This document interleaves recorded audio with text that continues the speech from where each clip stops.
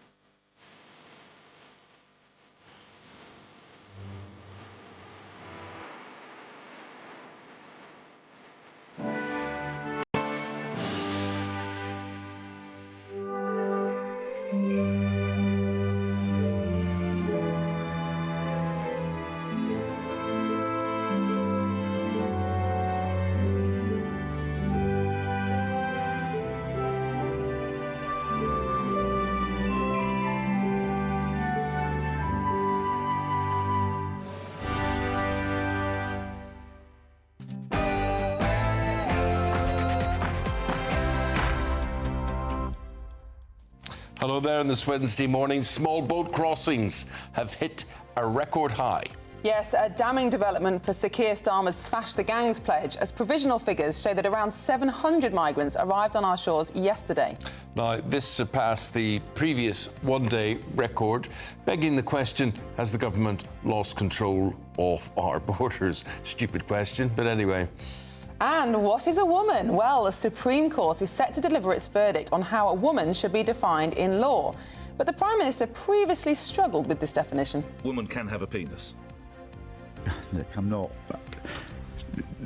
I don't think we can conduct this debate with, you know. Sorry, have I offended you in something? No, it's just. Drama in the Big Brother house. Trisha Goddard evicted following her controversial racism spat with the former MP Michael Fabricant. Dingbat, listen! I said, Brooke, is your mother speaking your for finger you? Do you out want to of be my face? Girls out the room! Yeah, Girls you would out eat the me. room! Well, that was Dance Mom superstar and friend of Big Brother contestant Jojo Siwa. That's Abby Lee Miller, and she'll be with us in just a moment. The Royal British Legion will unveil a sound mirror sculpture set against the White Cliffs of Dover to pay tribute to innovation in the world wars. And elsewhere, women say I don't to taking their husband's surname, as 2/3 of Gen Z reject the marital tradition.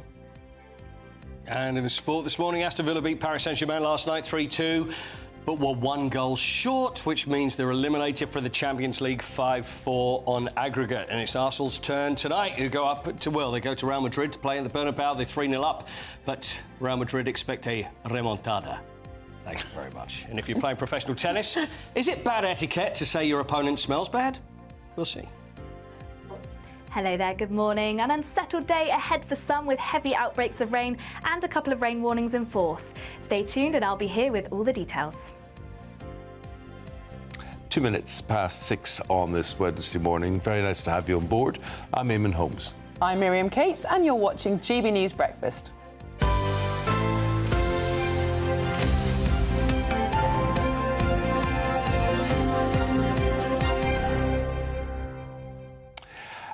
Aston Villa yesterday, and we'll bring this up later, but your expert who you had on yesterday, he said the late goal that PSG got against them in the first Correct. could be Yes. vital, and he was absolutely right. Eric Bielderman. And I thought that Manchester City were playing tonight when I saw you two. Accidental. I was trying to, it was either that or Coventry were playing at home. programme, Paul. It's You need very to lovely. like I'm it, so right. sorry. I didn't go. Nobody tells me. Nobody tells me what colours are being worn. That's just us. That's what came out of the wardrobe this morning. Top story this morning. We can exclusively reveal that the number of people crossing the English Channel has hit a record high. Yes, GB News data shows that around 9,000 people have crossed the Channel so far this year, which is an increase of 40% from last year. Well, our reporter Charlie Peters is in Dover. He sent us this report. A record number of small boats migrant crossings occurred here in Dover yesterday, with at least 700 making the perilous journey across the English Channel, surpassing an unwelcome record that was achieved over the weekend, when at least 656 migrants made that journey, arriving here in Dover, confirmed on Saturday. This record-breaking day after another record-breaking day is unwelcome news for Sir Keir Starmer's government as they continue to insist that their strategy to smash the gangs will be victorious over this blight that has affected our migration system for the best part of a decade. With at least 700 arriving yesterday, that means that now nearly 9,000 have made the journey across the Channel, nearly 40% over the same period last year, when at this time in April, some 6,200 had made the journey. Now, yesterday, the final vessel was escorted into Dover by the Border Force vessel Defender after being escorted into British waters by French authorities in the early evening. We have had some reaction last night from the Shadow Home Secretary, Chris Philp, who said that Labour's plans to scrap the Rwanda deportation deterrent began before they had able to bring it into effect. He said that now crossings are surging, extremists and criminals are slipping through the net, and British taxpayers are picking up the bill. He said that cancelling Rwanda had proved to be a catastrophic mistake and that Britain was paying the price, while a Home Office spokesperson continued to insist that they want to do everything they can to end small boat crossings which undermine our security and threaten lives. They say that the government has put out a serious and credible plan to finally restore order to our asylum system and put an end to this perilous trade. But here in Dover, people are waking up once again to more news of a record-breaking day of small boat crossings. Thank you, Charlie. Now, before we bring in James Schneider and get James's take and opinion on all of this, I was out and about around the country at the weekend, and the effects of this are everywhere. People saying, oh, you can't stay in that hotel anymore. Well, that hotel's taken over by migrants. People whose local communities in the countryside have been taken over, changed beyond recognition. The fact is, and I'd just like to put this out here, no matter what any politician's going to say to us today, they haven't got this under control. No party's got this under control. It's not going to come under control. So what is going to happen? James. Well, this is the problem with trying to manage a serious issue through three-word slogan. Rishi Sunak tried to do it to create a big dividing line with the stop the boats. And the thing is, you can only stop the boats if you do things that actually people don't want to do. So you could stop the boats if you were drowning more people in the Channel, but that would offend us very much. And then Keir Starmer has to have his equivalent. So it's smash the gangs, but that suggests that the only reason why people are coming is because they are essentially being people trafficked, which is not the case. If you look at the figures, the large majority of those who've crossed the Channel are refugees. They gain refugee status and they come from countries that we would want to bring people in. But they're still being facilitated by the gangs. Sure. But my point is, if you want to deal with the issue of people crossing and how we support refugees and how we decide who's a refugee and who isn't, saying we're just going after the gangs, that doesn't solve the issue either. So if you did want to reduce the number of people who should gain support in our country, who should gain refugee status from taking this dangerous journey, it's an extremely dangerous journey, lots of people die every year doing it, then there need to be ways in which asylum cases, refugee claims, can be processed outside of Britain. But that's not the case at all. But James, let's say you're right, and let's say the majority of these people coming over were fleeing war and persecution and would qualify as refugees under anybody's law. That is what happened. Okay, but about 80% are men under 40, and possibly men under 40 can flee war. Well, they can also flee criminal records and all sorts of other things. But let's say you're correct. It's not in the gift of the UK government to stop all the reasons worldwide why people might want to flee their country. It is in the gift of the UK government, you would hope, to provide an effective deterrent so that people don't make this journey, and then to consider other ways of solving the problem. Now, nobody is saying the Conservative government solved this problem. Very evident they didn't. But they were pursuing a deterrent, which was offshore processing. Why have Labour scrapped that? So the issue with the deterrent, and deterrents can work, but they have other big knock-on effects. We're seeing it in the US at the moment, right? Donald Trump, all of his policies, ICE picking people up off the street, holding people in detention, deporting people, including people with full status, and it seems some citizens, to terror detention camps in other countries.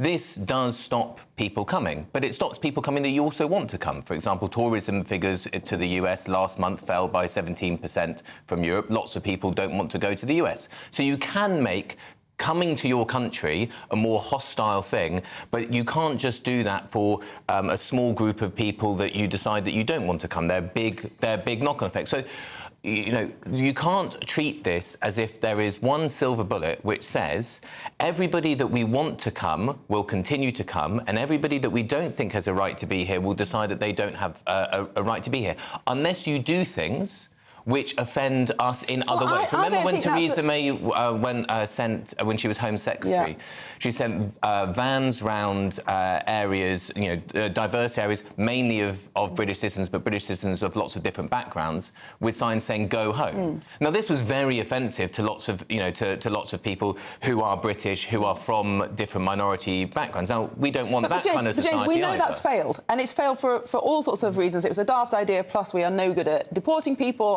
150,000 people have come over so far on small boats since 2018, and how many of those have even had their claims processed, let alone been either settled or removed? You know, we have a problem with removing people who shouldn't be there. We know that.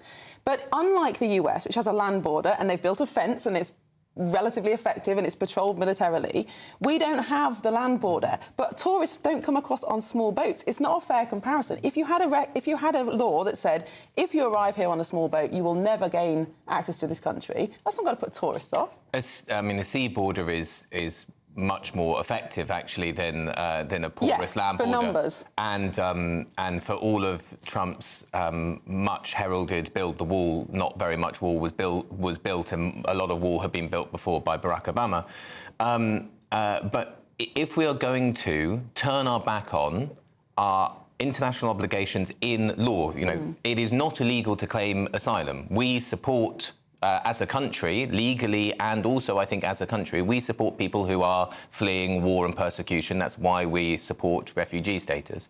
Now, most of the people who are crossing the Channel end up getting far too slowly because the claims are not processed properly, and that's really what the problem with the hotels is about. We used to, 10 years ago, a bit more than 10 years ago, 98% of claims are processed within 6 months. Now almost 0% are within 6 months. This is a huge waste. I mean, of course, with hotels and so on and so forth.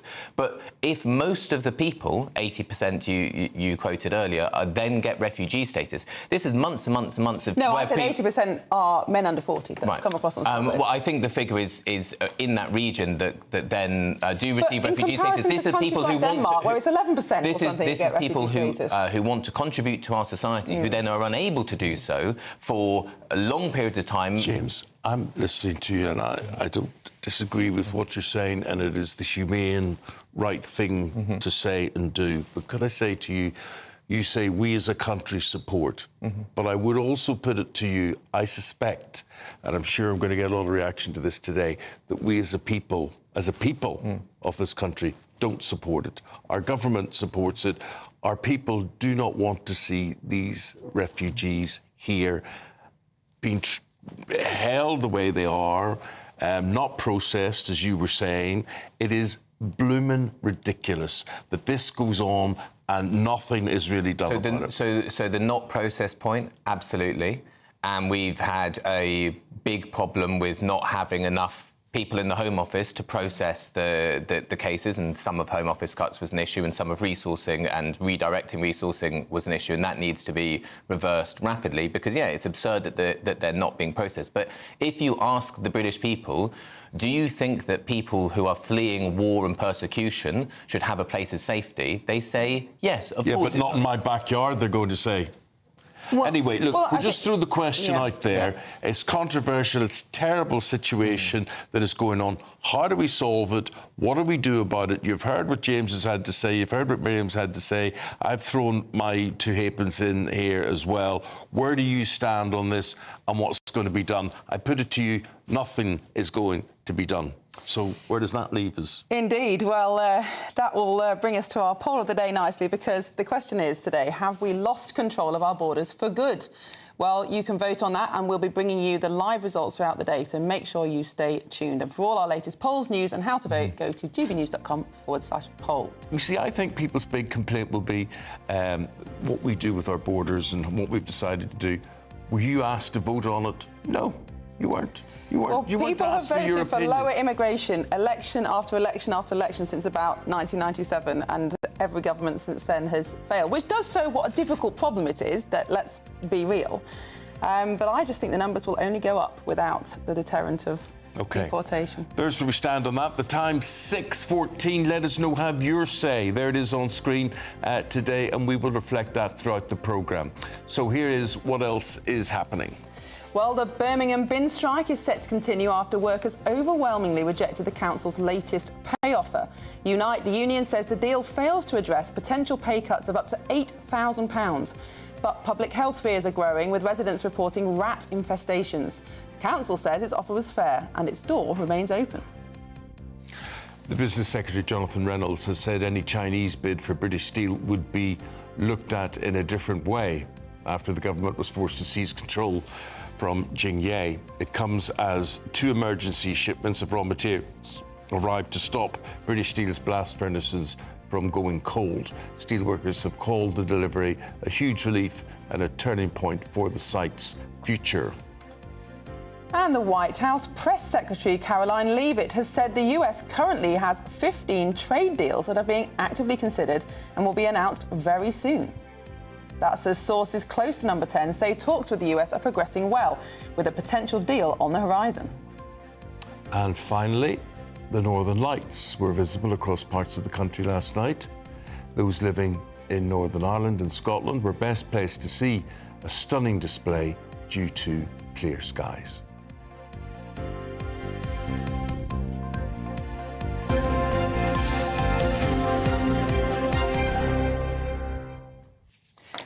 Well, let's get the weather update with Honor Krizik.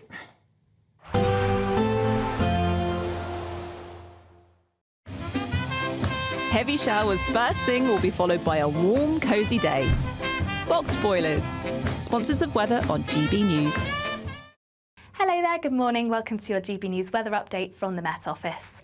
Quite an unsettled day for some as we see heavy outbreaks of rain shift their way northwards. Feeling cooler here. Elsewhere a little brighter, some sunshine, though we can't rule out some showers. Now it's going to be quite a wet start across Northern Ireland, southern parts of Wales, where we do have a rainfall warning issued. Eventually rain will ease off through the morning across southern parts of Wales. But for Northern Ireland, parts of Scotland, Northern England, that rain is set to stick around through much of the day with some heavy outbreaks at times too. Turning a little brighter across central and southern areas, there are chances of some showers into the afternoon. The odd one could be heavy, perhaps even some hail and the odd rumble of thunder. Now to finish off the day, still plenty of rain to be had, particularly across Scotland. Still a chance of some heavier outbreaks, particularly as it moves its way through across the Scottish Highlands. It could be quite blustery too under the cloudy and wet skies. Fairly similar across Northern Ireland, quite a wet end to the day here, and similar across northwestern parts of England, and perhaps even still some rain lingering across northern parts of Wales. But elsewhere, a clearer and largely dry end to the day. Still the odd shower possible across Devon and Cornwall, but with the clear skies overnight, that means temperatures dipping away here, possibly even a rural frost across central and southern parts. But across the north, where the cloud and rain sticks around, it's going to be slightly milder here and still fairly blustery, particularly around coasts of Scotland too. So a little bit chilly across central and southern areas, but for many, temperatures widely in the mid-single figures. Now through into Thursday, it's going to be a slightly better day for some. We're still going to see some outbreaks of rain through the course of the morning, largely confined to the north. Shetland and Orkney, for example, could still see a fair amount of rain, but it'll eventually ease away as we progress through the day. Some sunny and bright spells, but once again, there is a chance of showers, particularly across Northern Ireland and parts of the south, but a little milder, highs around 17 to 18 degrees, but still feeling fairly chilly across Scotland and Northern Ireland. That's it from me. Bye-bye. There will be a light breeze in the morning, leading to a warm front. Boxed heat pumps, sponsors of weather on GB News. The migrant situation, you are responding to that this morning, and what are folks saying? Then, yes, Miriam? we've had lots of your says.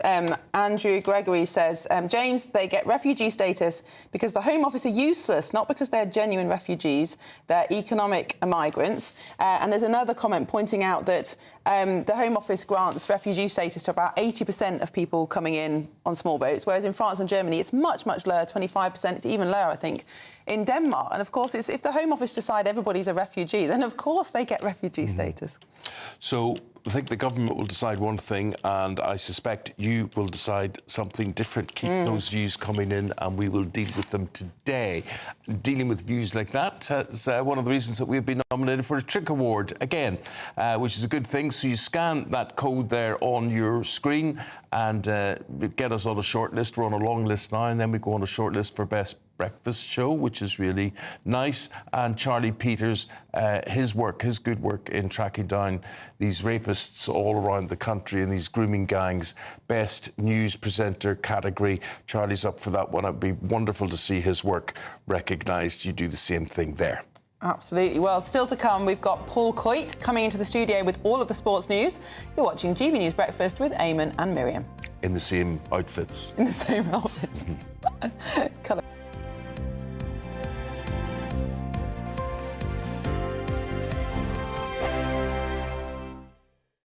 It's Patrick Christie's Tonight, and here we do things differently. It's explaining the absolute madness of this, doesn't it? It's explosive. I mean, this is very good. It's lively. 850. Your government sat there, Sean, and it did nothing. It's controversial. And the Middle East has been in turmoil since before I was born. It's everything you need to kickstart your evening. Everyone's had their Weetabix tonight. I love to see it. That's Patrick Christie's Tonight, weeknights from 9 p.m.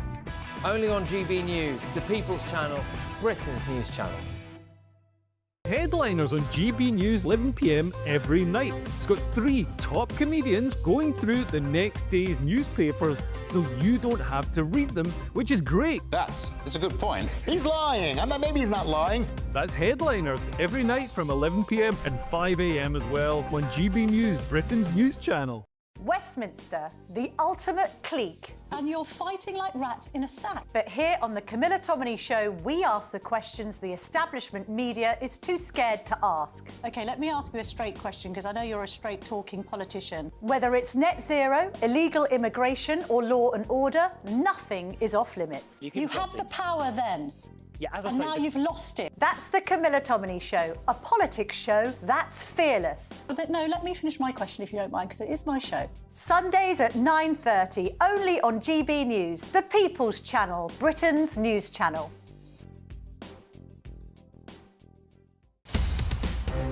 In the GB Newsroom, we bring you the news as it happens. With our team of dedicated journalists across the UK, we're ready to keep you up to date with what's happening every half an hour, every single day.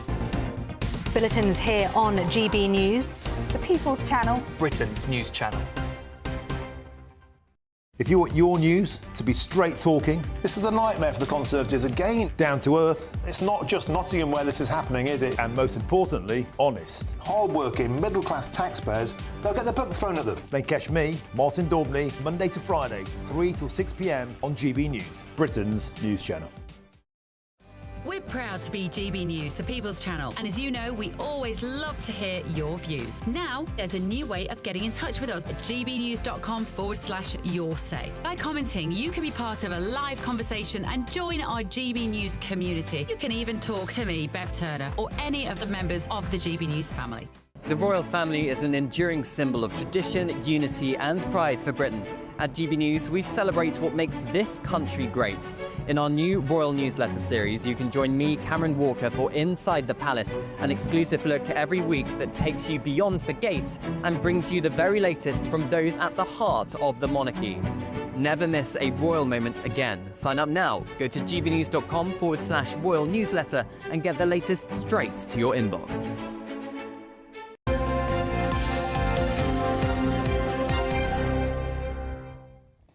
Welcome back. It's 23 minutes past 6 and you're watching GB News Breakfast with Eamonn Holmes and Miriam Cates. Paul coming shortly with the sport, but we want to reflect now on Holy Week as we're bringing you daily reflections from ministers around the UK. And here is today's message. Sorry, I missed my cue there. From Johnny Dade. Johnny Dade. the GB News Daily Reflection. Hello, my name is Johnny Dade and I'm a vicar in the Church of England. I remember reading the story of Corrie ten Boom, a Dutch Christian whose family hid vulnerable Jewish people during the Nazi occupation. In 1944, however, they were betrayed. Someone close to them informed the Gestapo. They were discovered and interned in concentration camps. Mercifully, most of us won't experience betrayal on that scale. But all of us will know the feeling of being let down. Betrayal is profoundly painful, yet it is also inevitable. The Bible is full of stories of betrayal. Famously, Jesus himself is betrayed by Judas. When I counsel wedding couples, I often say, you will let one another down. It's a certainty. That's why placing anyone on a pedestal, viewing anyone as infallible, is really unwise. God, however, is different. He alone is the rock on which we can depend. He does not change like shifting shadows. Though circumstances change, his truth remains. God is faithful. Maybe today we need some ground beneath our feet, some certainty on which we can depend.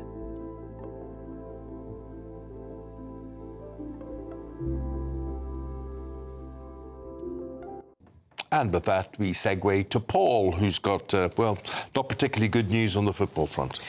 Well, no, not really, unless you're a PSG fan. I mean, Aston Villa, they did really well. I mean, they played really well. So it was Aston Villa against Paris Saint-Germain last night, second leg of the quarter-final of the Champions League, and PSG went 2-0 up, and you're thinking, this is all over. It's 5-1 now on aggregate. But then Aston Villa got a goal before half-time. Then they scored 2 in the space of 3 minutes, and it looked like this is on now. Yeah. They just needed one more goal. Yeah. Crowd was with them. PSG were rocking a little bit, but Donnarumma there. Oh no, that's the Aston Villa goalkeeper there, and there's Unai Emery. But Donnarumma, the goalkeeper for PSG, pulled off some amazing saves, and it just wasn't good enough. Unai Emery, interesting. I don't know how Aston Villa fans feel about this, but Marcus Rashford was playing really well. And he took him off and then replaced him with Ollie Watkins. And I think a lot of fans were thinking, why don't you just put them on together? You need a goal, couple of strikers together, surely that would be the answer. And it seemed that although as good as Ollie Watkins is, it sort of went down a little bit when Watkins came on, so they just couldn't get that final goal. So now PSG are through to the semi-finals where they will play either Arsenal or Real Madrid. And Arsenal are in action tonight. They are. So it's Arsenal were 3-0 up against Real Madrid. They go to the Bernabeu. The word is remontada. Who? Is remontada, which is comeback. Sounds like a cocktail. It is. It is. Well, it could be. It could really be. And it could be a very nasty-tasting cocktail for Arsenal Football Club. But remontada is the word that's being used in Madrid. And that is that Real Madrid fans, and maybe some Arsenal fans, are a little worried because you would imagine 3-0 up going into a second leg, you should be fine. But you know what Real Madrid are all about. They'll be fine. I think they'll be fine. I do. I agree with you. I think they'll be fine. First goal is key. It's too big a deficit to lose. Yeah, I think it is. Yeah. But let's hear from Captain Black, who was talking in Madrid last night. Here he is. We need the same that we did in London. Our preparation has been the things that we have to do, the things that we have to dominate throughout the game in different phases to give us the best possible chance to win the game. That's clear our mindsets, and that we're going to play tomorrow. There you go. OK, Kicks there you off go. 8 o'clock tonight. Now, listen, I don't know who Harriet Dart is. Number 4 British tennis player. Well, that shows you what I don't know. Right, so Harriet Dart. Yes. But to say to your opponent in a competition who's beating you, going to the umpire, then what did she ask the umpire for? Well, I think we have a clip of this. I think we can, if you listen carefully, you can hear. I'll give you a little background. Harriet Dart, she's playing in the Open de Rouen in France. She lost 6-love, 6-3 to Loïs Boisson, who may have smelt more like poisson than Boisson. But let's have a listen to what Harriet Dart said to the umpire. Can you didn't tell her to wear deodorant because it's smelling to wear deodorant. She's smelling really bad. Every time. And for those that didn't quite catch that, she said, "Can you tell her to wear deodorant? She's smelling really bad." But you see, I mean, to say that to somebody in an outdoor court, to a massive court, I mean, that is either completely wrong or she completely smells.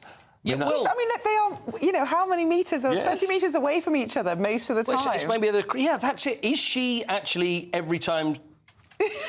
And from distance, she's getting a whiff of something and go, whoa, it's putting me off my game. Or is it when they just I find that hard to believe, Harriet. I think you're a bit oversensitive in the nodules. Well, she has apologised. She's put something on social media and she's saying she regrets it all. There we are. There's the comment there. And she says she regrets it all and it was just all in the heat of the moment. And if it wasn't for the heat of the moment, then she probably wouldn't have had those smells in the first place. It's quite a good excuse for losing, though. I lost because my opponent was stinky. I know. Can you imagine? I mean, what an insult. But then again, we've all known stinky people in the past. We have. I used to work opposite a stinky person. Yeah. And he was so stinky. Yeah. And everyone in the office was with body odour. Yeah. And everybody in the office used to put these cups around the place with air fresheners in them and whatever.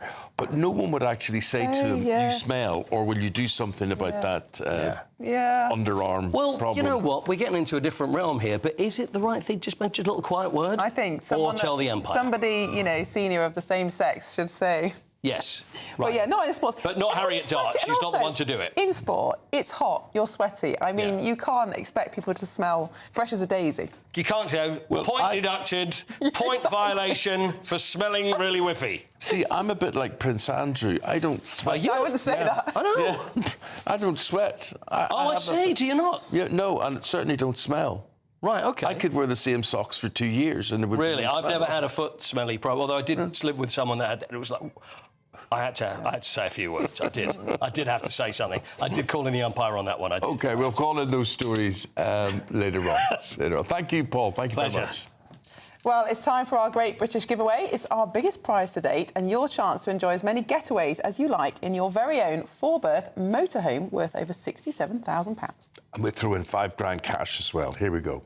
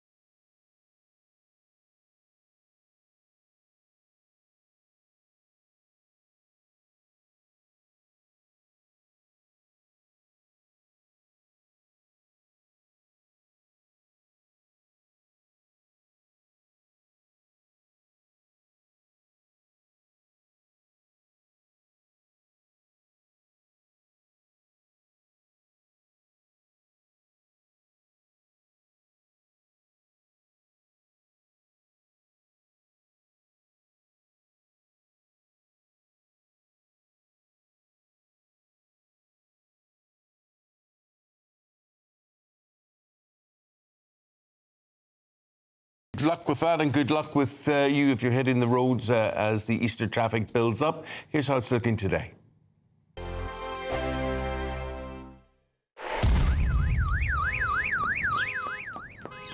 Crash Law 24 sponsors GB News Traffic and Travel Report. The latest GB News Travel. Good morning, I'm Russell Holding. In London on the North Circular, it's down to a single lane westbound after an accident in the A10 Great Cambridge underpass, causing queues in the 4th Street Tunnel at Edmonton. The North Circular is partly blocked eastbound by an accident between Stonebridge Park and Neeson, causing queues. London Bridge is closed southbound for emergency gas repairs. Trains have been stopped between Pitsea and Dagenham Dock because of electrical supply problems.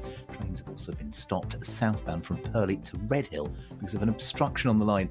And in Devon, the A386 is blocked between Bideford and Land Cross for a vehicle got stuck in flooding. You can stay up to date throughout the day by visiting our website gbnews.com. Crash Law 24 sponsors GB News Traffic and Travel Report.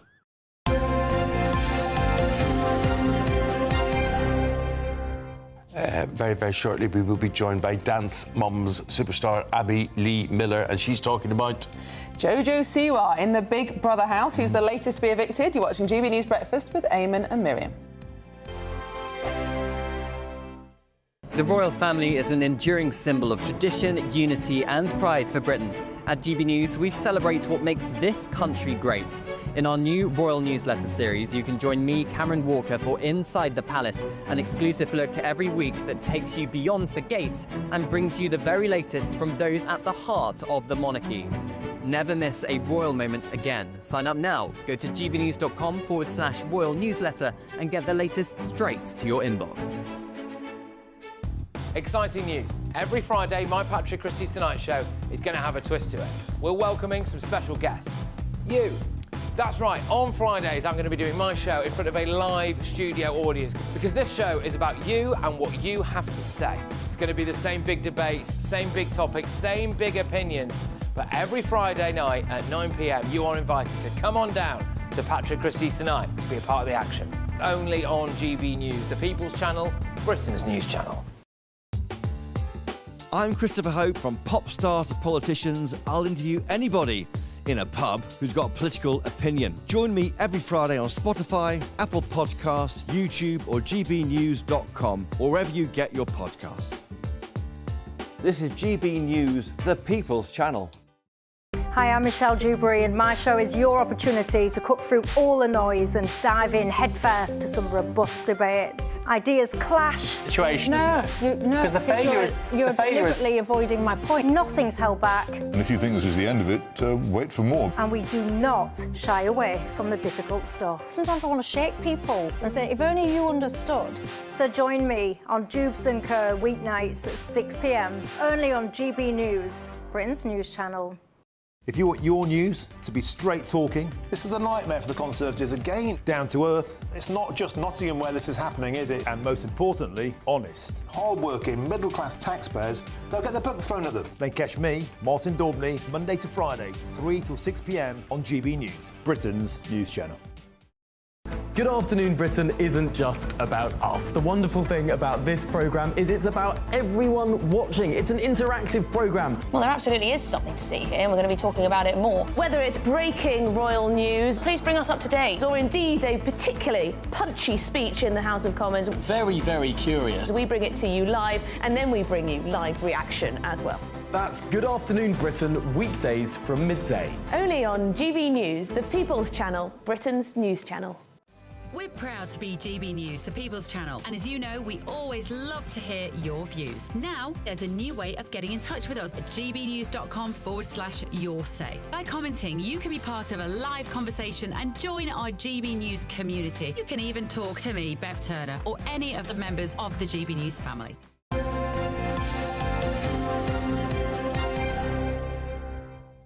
Okay, we've finished the first week and a bit of Celebrity Big Brother. It's well underway, and it hasn't come without drama. So there's been evictions, arguments. Mickey Rourke has been removed under controversial circumstances from the house as well. Yes, and last night, former Dance Moms star Jojo Siwa was safe from the nominations, but she did face a punishment for communicating in secret with contestant Chris Hughes. Now, I want to introduce you to someone who knows Jojo very well from Jojo's days, no, from her days as Jojo's teacher on Dance Mums, and that is Abby Lee Miller. Abby Lee, good morning to you. Abby, let me tell you something. I have never seen Dance Mums, right? So I don't know who you are. But I tell you, I am the only person in the world who doesn't know who you are, because I mention your name and people are saying, is she on? Is she Abby Lee Miller? What? So it's absolute pleasure and privilege to have you here. Thank you. Well, it's nice to meet you. See, you don't have any preconceived notions about me then. Yes, Definitely that's not. true. Blank Definitely slate. not. Definitely not. Right, but who do you have preconceived notions about in that Big Brother house? I don't know how up to date you are with things. I'm not very up to date. I just know that JoJo is a good competitor. She likes to compete. And she's going to be great at the challenges, whether they're physical or mental or, you know, If she has to sing or dance or act or whatever, she's going to be good. So how long have you known her? How old was she when she first came to your dance school? I think she was 7 or 8 when she started on Abby's Ultimate Dance Competition. And then around 9 when she was on Dance Moms and came to Pittsburgh. And was she a feisty character? Was she a quiet girl? Did she knuckle down? What was she like? Quiet? No, she was not quiet. She was feisty. She had charisma. She was precious and adorable. Her face, you looked at her and you just thought she was this angel. And, then she opened her mouth. Yeah. But she was a very charismatic, intense, strong dancer. And we did lyrical and contemporary, so we had to pour down a little bit. So what is a dance mum? Explain to us what a dance mum is. You really don't get out much, do you? No, but enlighten me. Oh, a dance mom is an overzealous, crazy, Looney Tune who is living vicariously through their child. And they want their kid to be a star. They want their kid to win. Oh. But, maybe not work that hard. Maybe not get any blisters or sweat, but win everything. And on that reality TV show, because it was years that you did it for, I've always wondered how much of it is completely natural, spontaneous, and how much is a little bit performative for the cameras, or is it a bit of both? Like scripted? Come on. Not scripted, but I was going to say, those ladies couldn't have read a script. There's no way. But as in, how much are they performing for the cameras and making great TV, and how much is just completely spontaneous? It wasn't about performing for the cameras, because to me, they weren't even there. It was my day-to-day job. I was trying to get these kids just able to step on stage and make themselves look good, make me look good. It was my name out there that they were representing. And I was just trying to come up with some idea and some choreography that, would win. The moms, they just kind of had to sit on their butts and talk about me. So I think, and they got paid for that. I think that the mama drama is in every dance studio now. We showed it, and, you couldn't leave at the end of the day if there wasn't a big fight. So, the producers came in and told them what to do, and they did it. I kind of didn't listen to the producers. I did my own thing. Well, then, you're talking about big fights. You'll know about Big Brother and how certain people fall out and certain people get the boot for controversial things. Do you know Mickey Rourke, incidentally? I don't know Mickey Rourke, but I certainly saw his movies when he was a big deal back in the day. But he's not a big deal anymore, I suppose. The point is that he said a few controversial things, and I think we've got a clip of this. This was him, and this is why he was. We don't have a clip. Yeah, he was kicked out because, he was kicked out for poor behaviour all around, but he was very rude to Jojo Siwa and made some allegedly homophobic remarks against her, which is why one of the reasons he's left. But have you been following Jojo's career since Dance Moms, and what do you think of where she's got to? Absolutely. I follow her. I talk to her at least once a week. I talk to her mom. Mom, I'm very proud of her.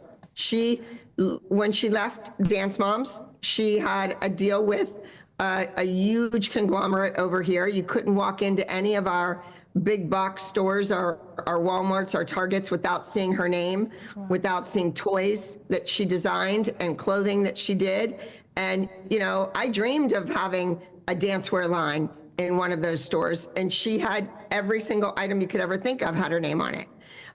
Then the music. She started as a little kid doing this cute little boomerang song that one of my besties actually produced that. And she, had over 1 billion views on it, 1 billion. And from there, it's just gone up and up. So a lot of those people that are her super fans right now, me included, they knew her as a little kid and they've grown up with her. So right now she's doing a new thing. She's going to be a pop star. And, anytime I'm asked about JoJo and her music, I always say, That kid is laughing all the way to the bank. Right, well, we may see that on Big Brother. She may go all the way there. And tell me, could there be such a thing, Abby Lee, as dance dads? They tried dance dads, but, you know, a bunch of men screaming at a woman, dance teacher. It really didn't go over with the demographic that was watching the show. Yeah. But I'm willing to try it because they did it with another dance teacher, not me. So, you know, and I'm kind of looking for a husband, so I think I could, you know, feel those dads out. It might be good. Yes, it would be great. But season 9, I did 8 seasons for the network, and now I shot season 9 myself. It's currently airing on Abby Lee TV. And JoJo has a huge music tour coming up, and maybe I'm going to show up at one of those concerts and surprise everyone. Well, good luck to you. And thanks for staying up tonight to talk to us. I know it's a completely different time scale with you. Thank you very much. It's been a delight meeting you and having you on the show. And good luck with future Dance Mums. Well, thank you. Maybe I'll be doing Dance Mums in the UK. Yeah. Eamonn will be a big fan. Thank you very much indeed. Yes. God bless, Abby Lee. Thank you. Very interesting. Very interesting. So we will go to the break and then we're back with Claire Muldoon, we're back with David Wooding, and they're back with all the newspapers and things to talk about there, right after the sunshine in the European destinations. Ready to soak up that holiday sunshine? Won't we need some cover? No worries. All sorted. All Clear Travel Insurance sponsors GB News Travel Destinations Forecast. If you're heading away for the Easter holidays, I'm afraid there's lots of unsettled weather across southern parts of Europe, central Mediterranean, as a result of Storm Hans, bringing in some heavy rain and some strong winds. Largely dry across Madeira and Tenerife, particularly after all the flooding recently. But as we head our way towards Sardinia, northern parts of Italy, parts of Switzerland, some heavy rain here, possibly some thunderstorms and also some strong winds. They're a little drier and brighter across parts of Greece. And it looks brighter for all as we head towards Saturday, but temperatures remaining in the mid-teens to low 20s. All Clear Travel Insurance sponsors GB News Travel Destinations Forecast. Westminster, the ultimate clique. And you're fighting like rats in a sack. But here on the Camilla Tominey Show, we ask the questions the establishment media is too scared to ask. OK, let me ask you a straight question, because I know you're a straight-talking politician. Whether it's net zero, illegal immigration or law and order, nothing is off limits. You had the power then. Yeah, as I and say, now you've lost it. That's the Camilla Tominey Show, a politics show that's fearless. But no, let me finish my question if you don't mind, because it is my show. Sundays at 9:30, only on GB News, the People's Channel, Britain's news channel. Good afternoon, Britain. Weekdays from midday. Interesting research here, because on the one hand, it looks as though awareness of ADHD and the symptoms is rising because of TikTok and influencers promoting the symptoms of TikTok. But there's also research that suggests that usage of TikTok itself can cause ADHD. So how do we kind of untangle this? Yeah, I mean, it's interesting, isn't it? It's a double whammy, really, because I think, as you say, on the one hand, you've got this almost like social contagion of increased awareness of symptoms that either are ADHD or, as you have pinpointed, mimic ADHD. And we know that increased and excessive screen time, not just TikTok actually, but all social media time, mimics ADHD. Anyone that has a child and has witnessed their own child spending, obsessive time scrolling through social media or gaming and seeing what that does to a child, particularly, I think, young children's attention. Yeah, my best friend, she was telling me, oh, yeah, I've known her since she was 4 years old. And she was chatting to me the other day, and she goes, you know what? I've got ADHD. That's, well, if you've got it, I've got it. It's ridiculous. There are so many people saying they've got it. It's getting to epidemic proportions. Isn't it a bit ridiculous, all these people claim they've got it? What is it? What is it? Yeah, I know. I mean, I completely agree. I think it is absolutely ridiculous. And I agree. I'm being tongue-in-cheek about TikTok. I do. My personal view is that TikTok is uniquely awful. I think it is absolutely mindless. Does anyone ever feel good after scrolling on TikTok? I don't know. I mean, I'm sure there will be some people. So, I do accept these platforms are different for different people. I do think, though, we have to really ask, why is there this apparent explosion of ADHD and this rush for everyone to diagnose themselves? GB News, the People's Channel. I'm Christopher Hope. From pop stars to politicians, I'll interview anybody in a pub who's got a political opinion. Join me every Friday on Spotify, Apple Podcasts, YouTube or gbnews.com, or wherever you get your podcasts. This is GB News, the People's Channel.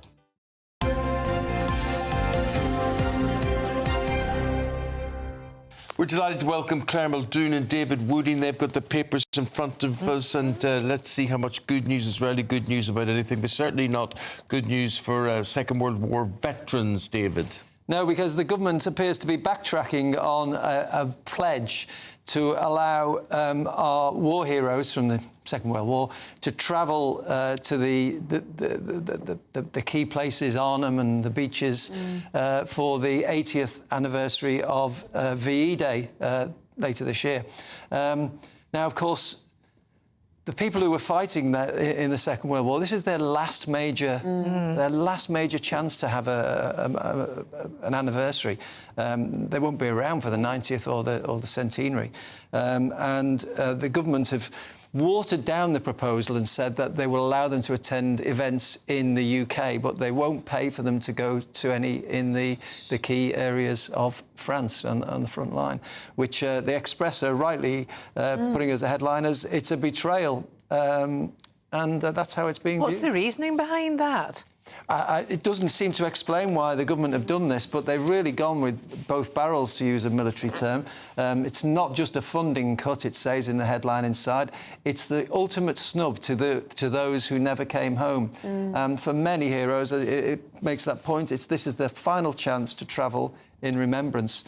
Yeah, it does seem a very politically daft decision. There can't be many. You'd have to be 100 to have fought in the Second World War now. So well, exactly, and I think the country needs remembering as well, especially the young ones. And if Starmer wants to, as was in his manifesto, to reduce the voting age down to 16, surely 16-year-olds, 18-year-olds should be engaged in history and know exactly what their vote can do.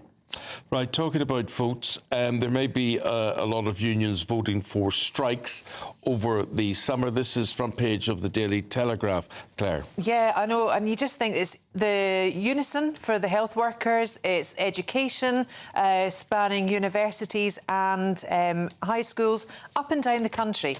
So it's not just pertaining to one part of the country, this is all over the United Kingdom. Universities are going to go on strike because of redundancies within the campuses. They want to, also safeguard their own jobs, but those of their colleagues as well.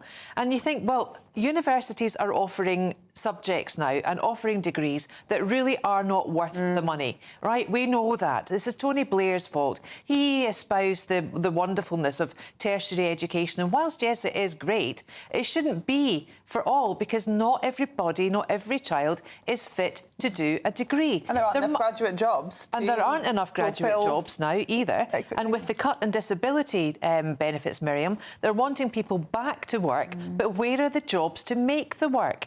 But back to the strikes. Back in the late 70s, 1979, was known as the Winter of Discontent under Michael Foot and Jimmy Callaghan.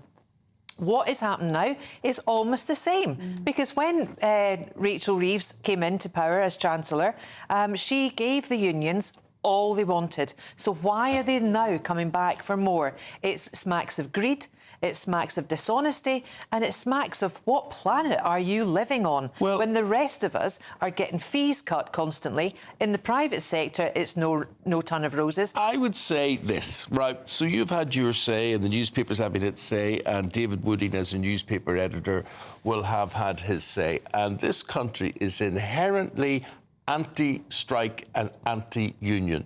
And I sit and I look and I say, are you telling me that those bin men out there today who are asked to take an £8,000 pay drop are wrong? Because I can't see how they're wrong. No, the problem is, though, when things are piling up in the streets, it affects the council taxpayer who's forking out the money.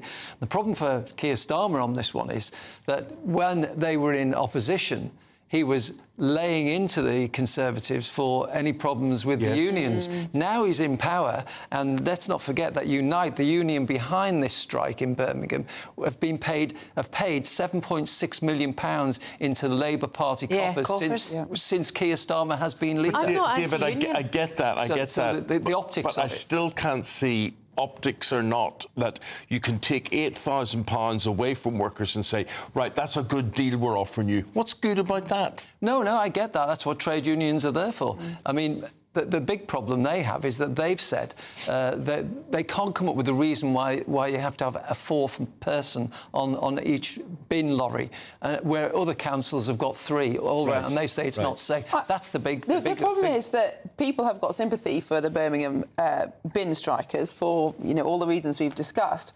But if other trade unions jump on the bandwagon, so to say, I think there'll be very much limited public... I'm not against strikes and I'm not against unions. I think they're great things to protect family and values. However, we're in a country, we're in a state of crisis at the moment. We should be pulling together in solidarity, and we can't be doing that.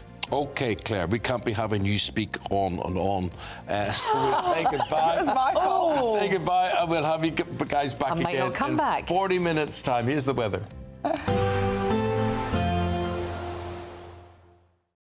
Expect a warm front, moving from the kitchen right through to the rest of the house. Boxed Boilers, sponsors of weather on GB News. Hello there, good morning. Welcome to your GB News weather update from the Met Office.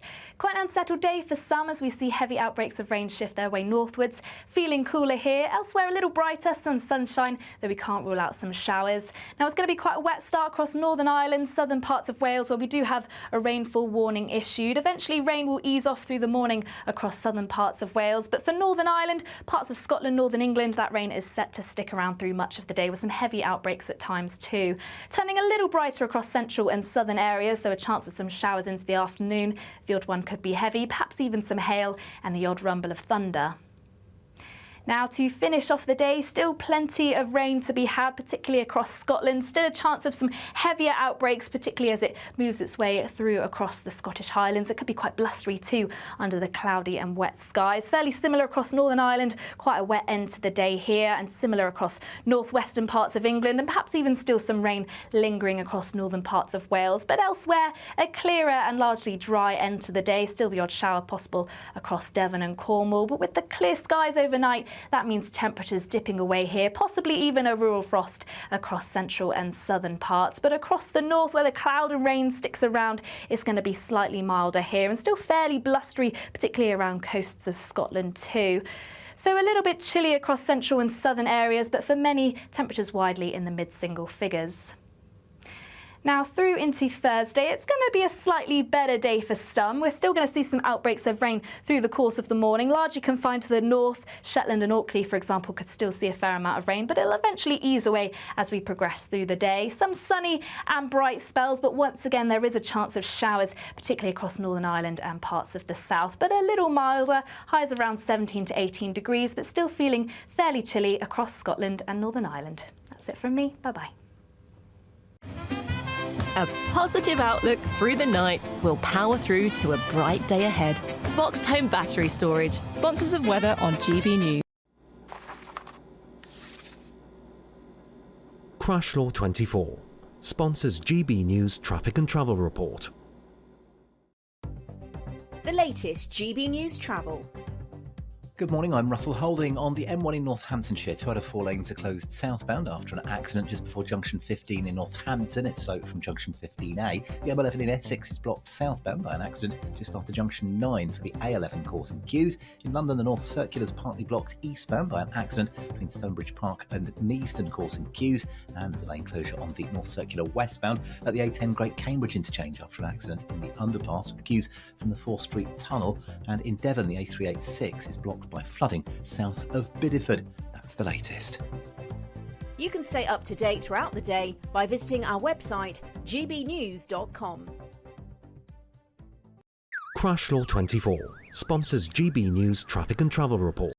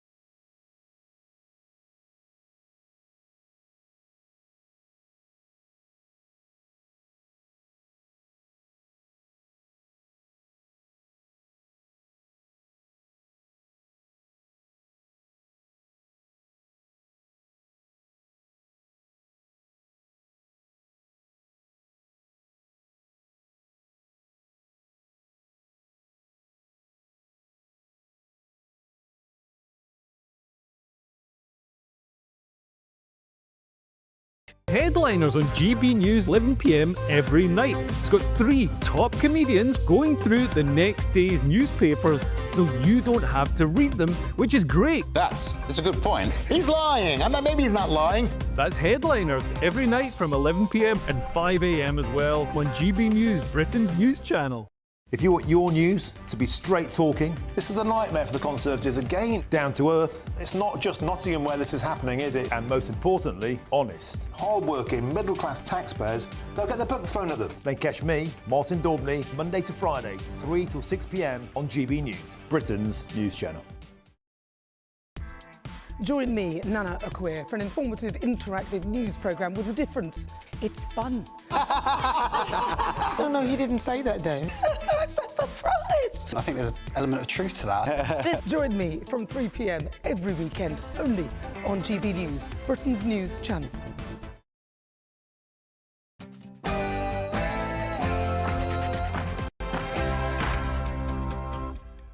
Good morning, you're watching GB News Breakfast, and our main news this morning, small boat crossings have hit a record high. Well, a damning development for Keir Starmer's Smash the Gangs pledge, as provisional figures show that around 700 migrants arrived on our shores yesterday, and that is constantly going up day by day over the weekend. Yes, this surpassed the previous one-day record, which begs the question, has the government lost control of our borders? D-Day veterans' betrayal. Anger erupts as the government refuses to pay travel costs for war heroes to travel to Normandy. And what is a woman? The Supreme Court is set to deliver its verdict today on how a woman should be defined in law. But the Prime Minister previously struggled with the definition. Woman can have a penis. Nick, I'm not... I don't think we can conduct this debate with... You know, sorry, have I offended you in some? No, it's just... Your stay in the Celebrity Big Brother house is over. Please say your goodbyes. Drama in the Big Brother house. Trisha Goddard evicted following her controversial racism spat with former MP Michael Fabricant. Ding that. Listen, I said, Brooke, is your mother speaking your for finger you? Do you out want to of be my face? Girls out the room. Yeah, you Girls would out eat the me. room. Well, that was Dance Mom's superstar and friend of the Big Brother contestant Jojo Siwa. She's called Abby Lee Miller, and she had this to say earlier. Jojo is a good competitor. She likes to compete. And she's going to be great at the challenges, whether they're physical or mental or, you know, if she has to sing or dance or act or whatever, she's going to be good. The Royal British Legion will unveil a sound mirror sculpture set against the White Cliffs of Dover. It pays tribute to innovation in the world wars. Elsewhere, women are saying I don't to taking their husband's surname. 2/3 of Gen Z are rejecting the marital tradition. And sport this morning, Aston Villa came within one goal of Champions League semi-finals last night, but although they beat PSG at Villa Park, they did go out on aggregate. And it's Arsenal's turn tonight. They go up to the Bernabeu, 3-0 up, but Real Madrid expect a remontada. And in tennis, British number 4 Harriet Dart complained to the umpire in her match in France that her opponent wasn't wearing deodorant and was a bit whiffy, and she lost 6-love, 6-3. That'll be the reason. Hello there, good morning. An unsettled day ahead for some with heavy outbreaks of rain and a couple of rain warnings in force. Stay tuned and I'll be here with all the details. Coming up to 3 minutes past 7 o'clock on this Wednesday morning. Good to have you on board. I'm Eamonn Holmes. I'm Miriam Cates, and this is GB News Breakfast.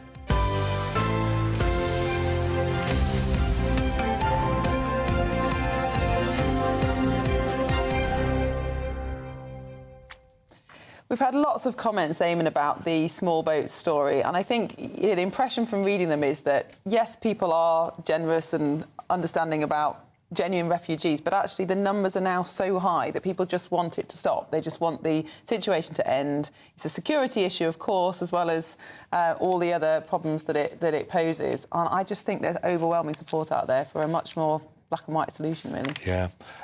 It is completely out of control. I'm just trying to look here for the figures. We're talking about 9,000 this year alone. Yeah. On that, and that's 40% higher than last year. Yeah. Now, it's not that people don't want to help the people involved in this. But there seems to be a limit, and it may just come down to the fact we're very sorry about what's going on in your land, or that you're having to flee this, whatever it is, but are you our problem? That is the question. Are you our problem? Lots of people will say yes, but lots of you, an increasing number of you, are saying no. And who is speaking on your behalf? We're going to go live now. Charlie Peters for us following this story. He's in Dover.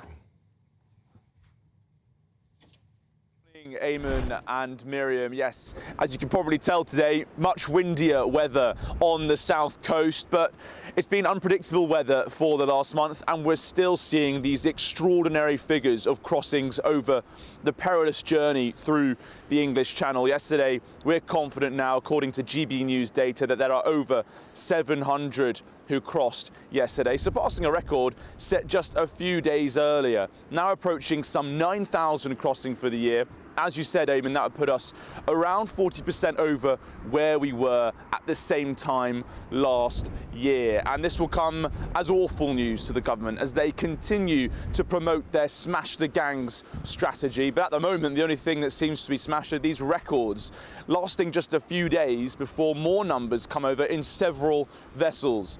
And pictures seen by GB News exclusively yesterday, we saw the final boat being escorted into British waters by a French vessel and coming into Dover here last night at around 7 p.m. We are now confident that that last arrival will take the figures to over 700. And we've had some reaction last night from the Shadow Home Secretary, Chris Philp, who told GB News that Labour's scrapping of the Rwanda deportation plan with nothing to fill it was partially to blame for these significant crossings. He said that they're surging and that extremists and criminals are slipping through the net, with British taxpayers picking up the bill. And Eamonn, you mentioned the fact that some people are nervous about the fact that these people are coming from war-torn areas. Should we be supporting them? But the fact of the matter is, when they make that journey, they're coming from France. And while there were some shootings at some prisons yesterday, and there is a general state of a security concern in the country, it's not war-torn, it is a safe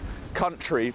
And a lot of critics of the current status of this crossing with the Channel will say that simply not enough is being done by the French authorities to stop this process. And our Home and Security editor, Mark White, acquired some audio last week of some French vessels handing over supportive equipment to those making that journey, leading many to ask, is that being done properly? Are the French just escorting these people towards British waters so they can then be taken into Dover? Chris Philp also said that the people smuggling gangs were now being able to do this because cancelling Rwanda was a catastrophic mistake, but the government continue to insist that they are smashing the gangs and will get a grip of this crisis. Right, have your say on this, folks at home who are listening and watching. Let us know, and we will bring your reaction to everybody else. Charlie, can we just ask you a question on a slightly different matter? We've got breaking story in the Daily Express this morning that the government is backtracking on paying for travel for veterans to visit Normandy for the VE Day celebrations. What are your thoughts on that? Well, I'm down here in Dover for the unveiling of a statue later for the Royal British Legion Industries, celebrating VE Day 80 years this year. Have seen those reports in the Daily Express today. A government spokesperson has reacted to that, saying that they are still providing funding to the RBL. So, Eamonn and Miriam, you really hope this is just confusion, because we saw last year at those D-Day celebrations how much of a political kerfuffle can be caused by someone like the former Prime Minister Rishi Sunak leaving early. Sometimes politicians, you can see this, don't necessarily understand the full meaning and getting the full grips of how much these occasions matter, not just to veterans but the whole country. And these small funding changes, which may seem small in the grand scheme of things, can have a tremendous impact on veteran communities, ensuring they can be there to remember those and commemorate those who fell before them and with them during those heroic feats of struggle against the Nazi German occupation of France. So we'll see what happens, and we'll hope to get more clarification on that funding discussion. Charlie, and we're going to continue talking about that in just a couple of minutes. News just coming into the studio this morning on inflation. Inflation has eased to 2.6%, second month in a row that it has slowed down. It's a higher fall than economists had initially expected, though it's not much. Let's continue to talk about the boats, the small boat situation. The thoughts of former Labour advisor James Schneider on this one.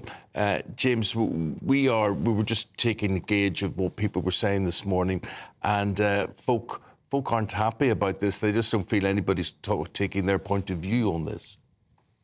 Well, I mean, it depends what people's point of view. Well, their point of view is they've had enough. They've had enough. These numbers are just too much. And, you know, we can all say it's heartbreaking and we should do this. And I don't know how you would ever stand at a border and say to someone, no, you can't come in. That must be really, really tough to do. But that's what people want to happen. Well, I don't think that that's what people want, for example, from people from Afghanistan or from Iraq or from Syria or from Kurdish Turkey or from Iran, for example, which is where the vast majority of people come from. I think when this gets presented, and it gets presented by a large chunk of the media and a large chunk of politics as a big threatening group of people who aren't really legitimate, then people will be very, very concerned. What you need to have is a process that works where people who we want to support and have legal rights get that support, and those that don't come into the country. Now, the current approach, which is either from the Tory side of saying that they're going to stop the boats without really a way of stopping the boats, because people are coming here for a variety of reasons. There are people who are coming here, as we say, as refugees. But James, even if you're right, it is still an absolute fact that large groups of unaccompanied young men, a long way from their families, unpartnered, staying together in accommodation like a hotel, are inherently a danger. That is just a historical, biological fact. And when you have large groups of young men, some of them may be genuine refugees, some of them may be fleeing their own criminal records and be leaving for good reason from their hometowns. When people have to live near hotels and large groups of unaccompanied young men, they are naturally afraid for their safety, for their daughter's safety. And we have had reports of terrible things happening, crimes committed by these people. It's not acceptable. So I think calling people an inherent danger is, of course, wrong. But large groups of unaccompanied young men separated from their families are a risk. I think calling them an inherent danger is wrong and leads to greater fears among people. That said, there is a big problem that people who have claimed asylum are not processed quickly. You know, 10 years ago, 98% of asylum applications were processed in 6 months. Now almost none are. That means that there is this growing backlog, and the growing backlog because our laws say that people aren't allowed to work while they are awaiting asylum cases, that they need to be supported somehow. This is a problem. If you wanted to deal with that, you could do two things. One is to put more resource into the Home Office so it can process the cases faster, which will get people out of the hotels and accommodation. And the second thing that you could look at doing is giving people the right to work. But that would just be a further magnet to bring people over here. Isn't the backlog in the asylum system just a function of the sheer numbers of people who are coming? And actually, the only way to clear the backlog is to close the border, allow the people in the system to be processed, and then rethink our entire asylum and refugee strategy. So, firstly, when people claiming asylum were allowed to work, the figures were lower, so you can't say that necessarily that would lead to more people. And the border is shut, right? It's not like there is a place that people can walk through with a border guard that welcomes them through. You can't... If someone is claiming asylum, it is a breach of British and international law to deport them, right? if someone is claiming asylum, they have a right for their asylum application to be processed. That is in British law, that is in international law, that is a total standard, and for very good reason, because if people are, and we all know this, if people are fleeing war and persecution, they deserve the chance to have a place of safety. So you can't just say, we're going to send everybody away. That's not something that you can do. You also can't sink the ships. That's not something that is remotely acceptable. So you have to have a process, and no one in politics or the media is proposing one. Well, that's what the Safety of Rwanda Act did, and the Labour government repealed it. Well, except it didn't work, and the problem with it was never. I mean, it may not have worked. You may be right because it didn't exclude the ECHR, and there are reasons why it may not have worked. I absolutely agree, but nevertheless, the Labour government didn't give it a chance. Well, but it shouldn't have given it a chance because it was a bad idea. In the previous hour, we were talking about a similar type of policy, which is what is being brought in by Donald Trump. Right, there are people are being picked up off the street, they're being held in random detention, people are being picked up at the border, people are being deported to specialist terrorist prisons in third countries. And yes, that reduces the number of people coming, but it also reduces the number of tourists coming. It reduces the number of business people coming. It gives a general fear that you shouldn't go to the US if you're in any way divergent with the current administration. Even ICE, their enforcement agency, put out a meme on social media saying that they were stopping ideas that they didn't like. Now, that would mean that anybody who has ideas different from Donald Trump, which would be the vast majority of the British people, might think, oh, I'm not sure about going. I don't think anybody realistically thinks that would happen here. And I think people have got to the point. I think you're right. If there was no massive problem with immigration, if we didn't have 150,000 people who've arrived here illegally in the last 5 years, I think people would be taking this balanced view. But I think people are so fed up, they're so worried, there's such an unfairness in what's going on, that actually they just want the whole thing to stop and to take a much harder line approach because of what's happened. But it's not going to stop, which gets us back to the question we had. Has the government lost control of our borders? And I would put it to you, and I think if you were honest, you would say yes. Well, I would say yes and no. The no is that people who are coming across not through the normal routes are being picked up. So that is a not loss of control. You think we're winning on that front? No.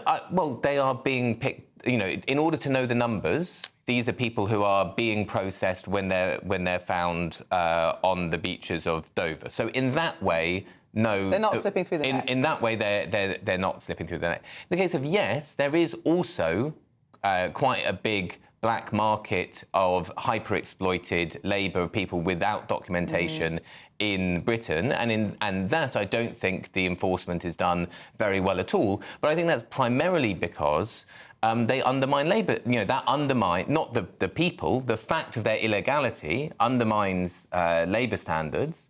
And that's partly why, for example, after Brexit, tied migration where your visa status is tied to your employer, which is a very bad thing for the person who comes in to take the job because they can be hyper-exploited by their employer, and it's bad for labour standards across the board. That grew hugely. So if we're really talking about numbers, the big increase in migration in the last few years is not 150,000 people coming to claim asylum. It's been the massive increase of this tied labour since we left the EU.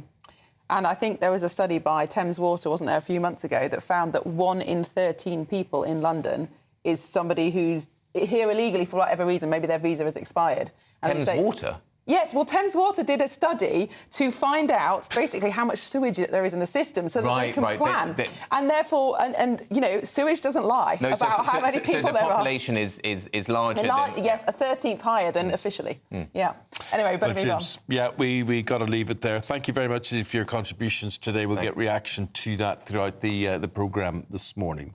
17 minutes past 7 o'clock on this Wednesday morning. Thank you for your company. However, if you're watching, if you're listening, if you're online, whatever way you're doing it, you're very, very welcome. Well, Celebrity Big Brother is underway, and it hasn't come without drama, from evictions to arguments to Mickey Rourke being removed from the house.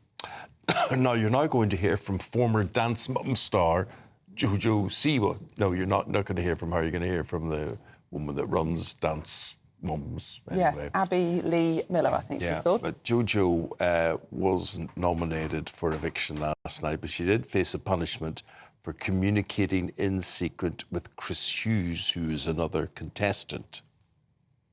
Well, earlier we spoke to someone who knows Jojo very well from her days as her teacher on Dance Moms. She's called Abby Lee Miller. Abby, let me tell you something. I have never seen Dance Moms, right? So I don't know who you are. But I tell you, I am the only... Abby, let me tell you something. I have never seen Dance Moms, right? So I don't know who you are.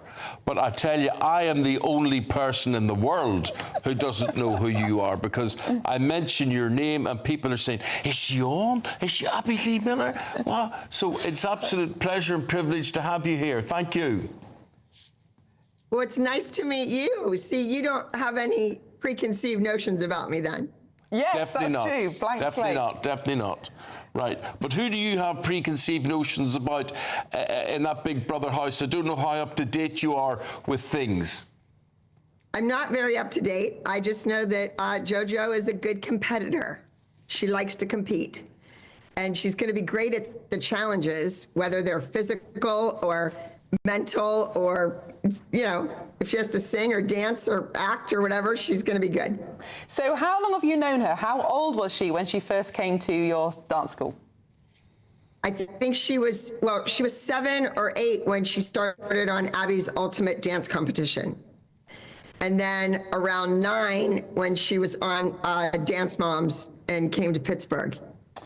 And was she a feisty character? Was she a quiet girl? Did she knuckle down? What was she like? Quiet?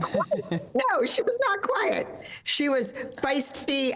She had charisma. She was precious and adorable. Her face, you looked at her and you just thought she was this angel. And, you know, then she opened her mouth. Yeah, but she was a very charismatic, intense, strong dancer. And we did lyrical and contemporary, so we had to pour down a little bit. So what is a dance mum? Explain to us what a dance mum is. You really don't get out much, do you? No, but enlighten me. Oh, a dance mom is an overzealous, crazy, Looney Tune who is living vicariously through their child. And they want their kid to be a star. They want their kid to win. Oh. But, you know, maybe not work that hard. Maybe not get any blisters or sweat, you know, but win everything. And on that reality TV show, because it was years that you did it for, I've always wondered how much of it is completely natural, spontaneous, and how much is a little bit performative for the cameras, or is it a bit of both? Like scripted? Come on. Not scripted, but I was going to say, those ladies couldn't have read a script. There's no way. But as in, how much are they performing for the cameras and making great TV, and how much is just completely spontaneous? It wasn't about performing for the cameras, because to me, they weren't even there. It was my day-to-day job. I was trying to get these kids just able to step on stage and make themselves look good, make me look good. It was my name out there that they were representing. And I was just trying to come up with some idea and some choreography that, you know, would win. The moms, they just kind of had to sit on their butts and talk about me. So I think, yeah, and they got paid for that. I think that the mama drama is in every dance studio now.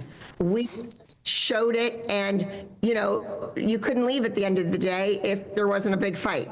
So, you know, the producers came in and told them what to do, and they did it. I kind of didn't listen to the producers. I did my own thing. There you go. If you have a view, share it with us. Time for your weather. Honor Krizik with that. Even though we'll see a cloudy start, it'll be a bright outlook for the rest of the day. Boxed Solar, sponsors of weather on GB News. Hello Hey there, good morning. Welcome to your GB News weather update from the Met Office. Quite an unsettled day for some as we see heavy outbreaks of rain shift their way northwards. Feeling cooler here. Elsewhere a little brighter, some sunshine, though we can't rule out some showers. Now it's going to be quite a wet start across Northern Ireland, southern parts of Wales where we do have a rainfall warning issued. Eventually rain will ease off through the morning across southern parts of Wales. But for Northern Ireland, parts of Scotland, Northern England, that rain is set to stick around through much of the day with some heavy outbreaks at times too. Turning a little brighter across central and southern areas. There are chances of some showers into the afternoon. The odd one could be heavy, perhaps even some hail and the odd rumble of thunder. Now to finish off the day, still plenty of rain to be had, particularly across Scotland. Still a chance of some heavier outbreaks, particularly as it moves its way through across the Scottish Highlands. It could be quite blustery too under the cloudy and wet skies. Fairly similar across Northern Ireland, quite a wet end to the day here, and similar across northwestern parts of England, and perhaps even still some rain lingering across northern parts of Wales. But elsewhere, a clearer and largely dry end to the day. Still the odd shower possible across Devon and Cornwall, but with the clear skies overnight, that means temperatures dipping away here, possibly even a rural frost across central and southern parts. But across the north, where the cloud and rain sticks around, it's going to be slightly milder here and still fairly blustery, particularly around coasts of Scotland too. So a little bit chilly across central and southern areas, but for many, temperatures widely in the mid-single figures. Now through into Thursday, it's going to be a slightly better day for some. We're still going to see some outbreaks of rain through the course of the morning, largely confined to the north. Shetland and Orkney, for example, could still see a fair amount of rain, but it'll eventually ease away as we progress through the day. Some sunny and bright spells, but once again, there is a chance of showers, particularly across Northern Ireland and parts of the south, but a little milder, highs around 17 to 18 degrees, but still feeling fairly chilly across Scotland and Northern Ireland. That's it from me. Bye-bye. Expect a warm front, moving from the kitchen right through to the rest of the house. Boxed Boilers, sponsors of weather on GB News. Wife's name. Well, we're delighted that GB News Breakfast has been nominated for a Trick Award again. We've reached the long list. Well, not me. I've only been here 3 days. But Eamonn and the others have reached the long list for Best News Programme. You'll get us over the line, don't worry. We'll see. Well, we need your help, so please do vote, because all of these votes are decided by viewers at home. So look at that QR code right now, or go to poll-trick.org.uk to vote for us. OK, and we're also very pleased that our colleague Charlie Peters is in this as well. Best News Presenter category is it for him, and we hope he does very well because of his work on uncovering these grooming gangs around the country. So please do the same there. Scan the QR code and register your vote for Charlie Peters. Well, it's time now for the Great British Giveaway, our biggest prize to date, your chance to enjoy lots of getaways, because we are giving away a 4-berth motorhome worth over £67,000. Not only that, 5,000 quid in cash on top of all of that. Put it together, this is what you get.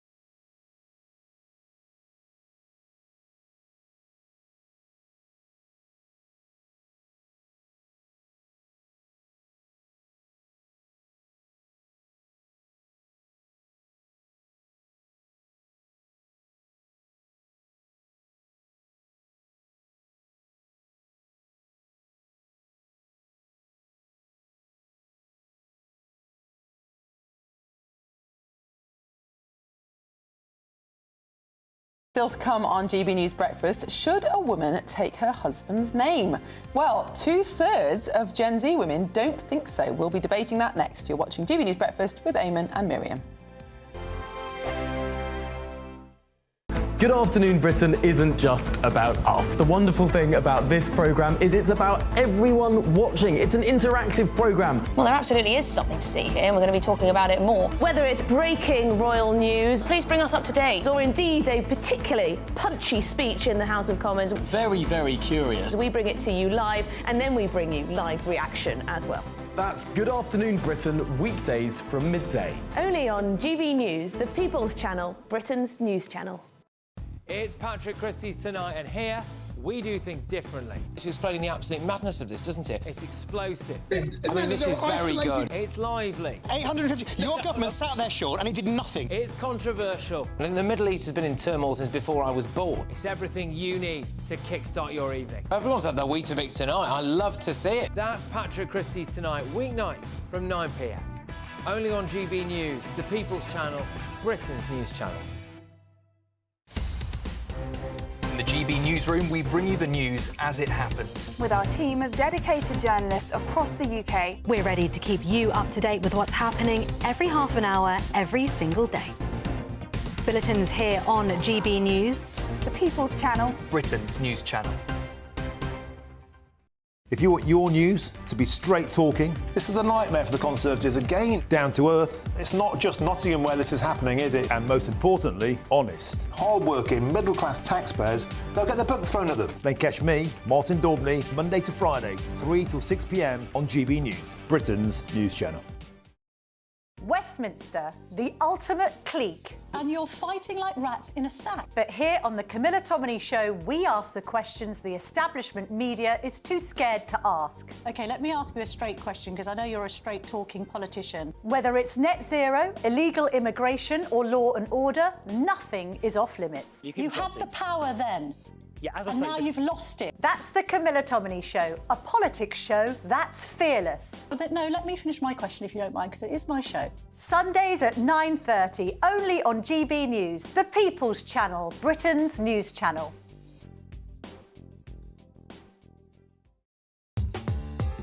I'm Christopher Hope. From pop stars to politicians, I'll interview anybody in a pub who's got a political opinion. Join me every Friday on Spotify, Apple Podcasts, YouTube or gbnews.com, or wherever you get your podcasts. This is GB News, the People's Channel. Join me, Nana Akwe, for an informative, interactive news programme with a difference. It's fun. No, he didn't say that, Dave. I'm so surprised. I think there's an element of truth to that. Join me from 3 p.m. every weekend, only on GB News, Britain's news channel.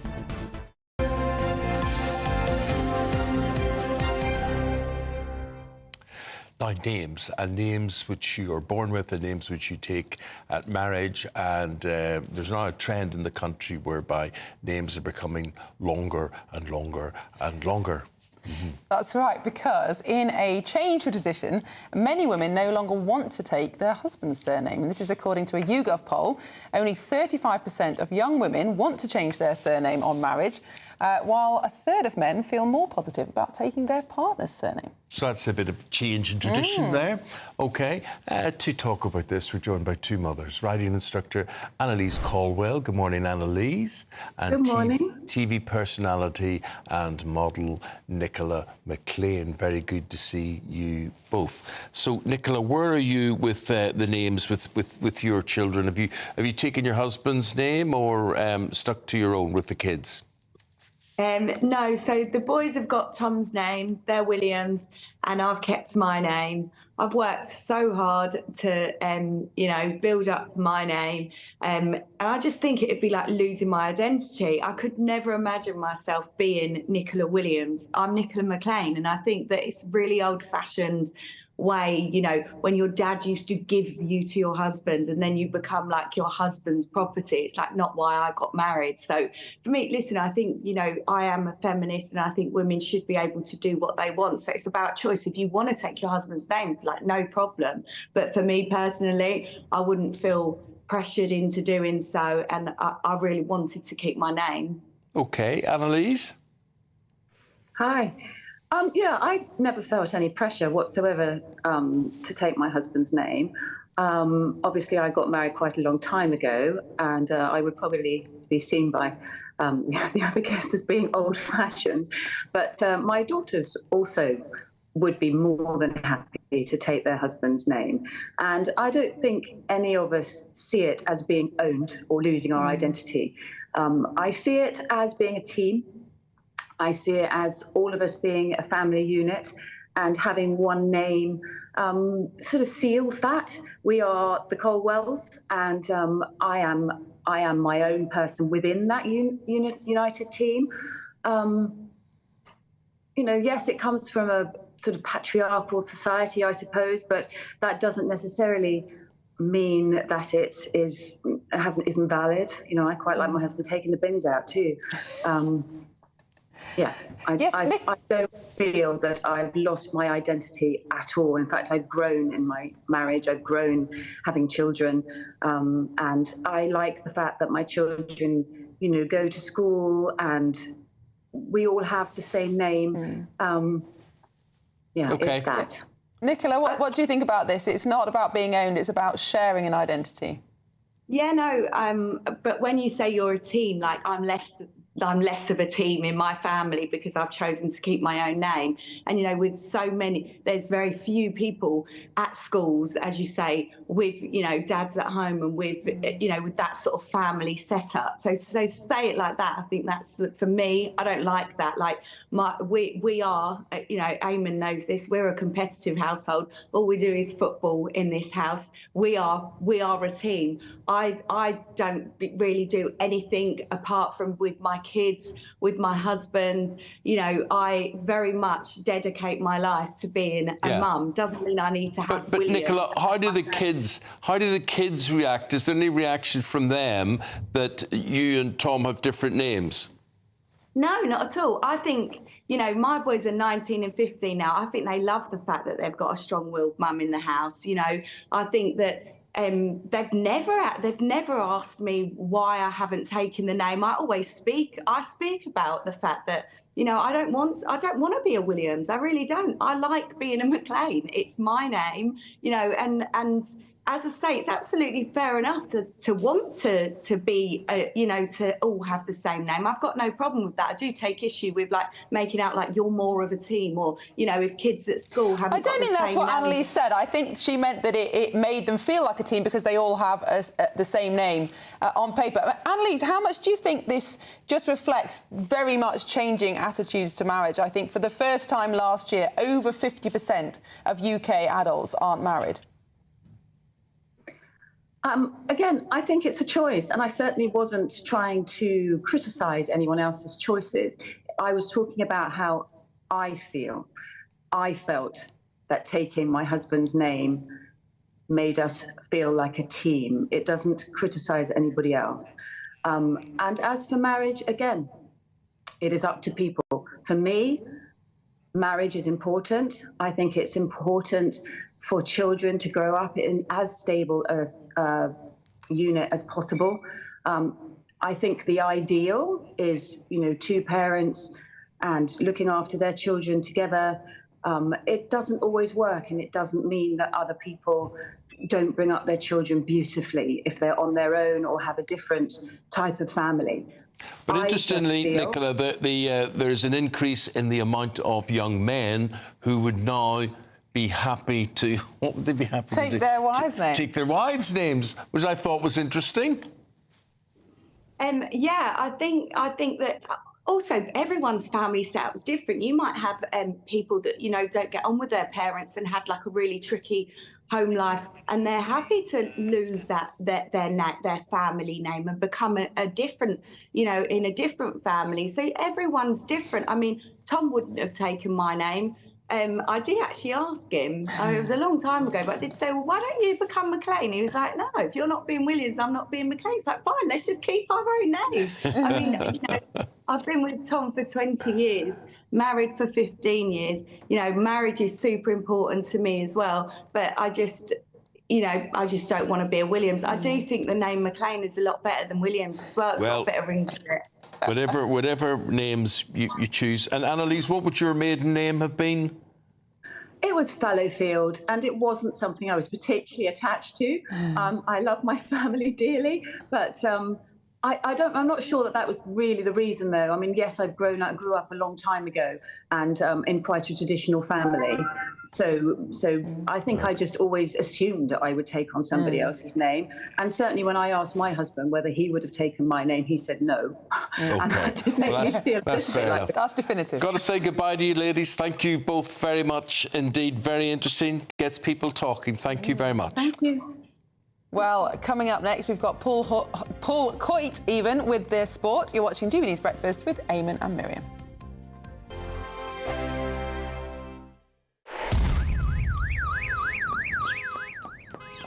Crash Law 24 sponsors GB News Traffic and Travel Report.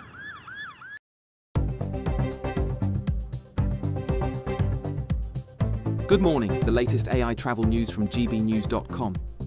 Motorists on the M11 southbound between Junction 10 and Junction 8 in Essex should be aware of a road traffic incident causing lane closures. Delays are anticipated due to the crash.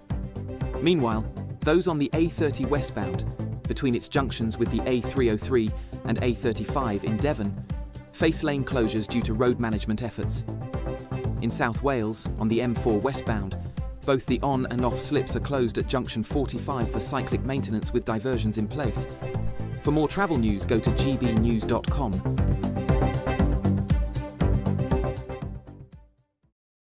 Crash Law 24 sponsors GB News Traffic and Travel Report. The royal family is an enduring symbol of tradition, unity and pride for Britain. At GB News, we celebrate what makes this country great. In our new royal newsletter series, you can join me, Cameron Walker, for Inside the Palace, an exclusive look every week that takes you beyond the gates and brings you the very latest from those at the heart of the monarchy. Never miss a royal moment again. Sign up now. Go to gbnews.com/royal newsletter and get the latest straight to your inbox. Good Afternoon Britain isn't just about us. The wonderful thing about this programme is it's about everyone watching. It's an interactive programme. Well, there absolutely is something to see here, and we're going to be talking about it more. Whether it's breaking royal news, please bring us up to date, or indeed a particularly punchy speech in the House of Commons. Very, very curious. We bring it to you live, and then we bring you live reaction as well. That's Good Afternoon Britain, weekdays from midday. Only on GB News, the People's Channel, Britain's news channel. Hi, I'm Michelle Dewberry, and my show is your opportunity to cut through all the noise and dive in headfirst to some robust debates. Ideas clash. Situation, no, isn't it? No, Because the failure is... You're deliberately avoiding my point. Nothing's held back. And if you think this is the end of it, wait for more. And we do not shy away from the difficult stuff. Sometimes I want to shake people and say, if only you understood. So join me on Jubes & Co. weeknights at 6 p.m, only on GB News, Britain's news channel. Exciting news. Every Friday, my Patrick Christie's Tonight Show is going to have a twist to it. We're welcoming some special guests. You. That's right, on Fridays, I'm going to be doing my show in front of a live studio audience because this show is about you and what you have to say. It's going to be the same big debates, same big topics, same big opinions. But every Friday night at 9 p.m, you are invited to come on down to Patrick Christie's Tonight to be a part of the action. Only on GB News, the People's Channel, Britain's news channel.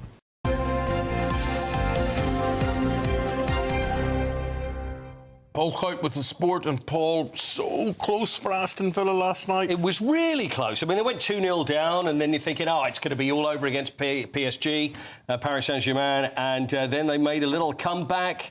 They got a goal before the second half, and then scored 2 more, and they needed 1 more goal. And when we had Eric Bielderman, our French friend from L'Equipe yesterday, and he said... That one goal could prove decisive. And he was... spot on. Correct, absolute. And absolutely on the money, and that's what it is. So Villa, unlucky, close, no cigar. They go through now, and it's PSG who are going to be in the semi-final of the Champions League, who will play the winner of Arsenal versus Real Madrid. So you've got Arsenal, Real Madrid tonight. Now, that's at the Emirates, yeah? Yes, yeah. So... Oh, sorry, no, it's at the Bernabeu. Oh, right. So it's at the Bernabeu. Yeah. And how many goals do Arsenal need? Is that what you're going to ask? No. Arsenal don't really need any. Arsenal. They're great. OK, so how many goals do Real... Sorry. They need 4. As you can tell, I'm a football expert. Real Madrid need 4 goals. Which sounds impossible. It does sound impossible, but if there's any team that's likely to do it, it's Real Madrid. Right. at home in Madrid. If they get an early goal... So, yeah, see, the thing is, 3-0 is a strange score. If it was 2, you'd think, well, Arsenal would go forward, so what do? Do they defend this? Yeah. And Mikel Arteta said, no, they're not going to. It ain't over. I think Arsenal will do it, but I think not they will defend. done and Do you dusted. not think they'll defend? I don't think they will. I don't think... I mean, they've got a great defence, but They'll play I think they've just ordinary got to play game. their normal game. Yeah. That's what they've got to do. But anyway, the word is remontada, which is comeback. Comeback. And that's what they expect Real Madrid to do in Madrid. So that's the word you will hear a lot of, remontada. What an atmosphere that will be. Can you imagine? mean, Can you imagine if it gets to 3-0 and there's about 10 minutes? Tense. Be all a bit like this. I think Arsenal will be fine, but we will see. We will see.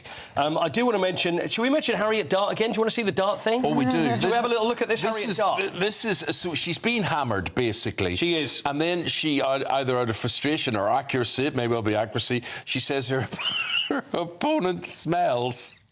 Well, I mean, she didn't. She was a bit more delicate than that. She said to the umpire, She wasn't really, mate. She said to the umpire, can you please tell her to wear deodorant? So, Can you tell her to wear deodorant? So, to wear deodorant, she's smelling really bad. She actually says, can you tell us where deodorant? She's smelling really bad. And that's Lois Boisson. But how can she smell her on a court as big as that? I don't know, because... They cross over every 2 games, don't they? I mean, whether you get a kind of whiff at Exactly, and the arms up as every time she serves, it's like, whoa, can you underarm serve here? But surely sweaty sports people, it goes with the territory, surely. It does, but, you still, it still means that you still wear deodorant from time to time, though, surely. Paul, thank you. Game, set and match. Got to leave it there, my friend, and we'll speak again later, Alligator. Thank you very much indeed. We have got the papers coming next, and here is your European sun destinations.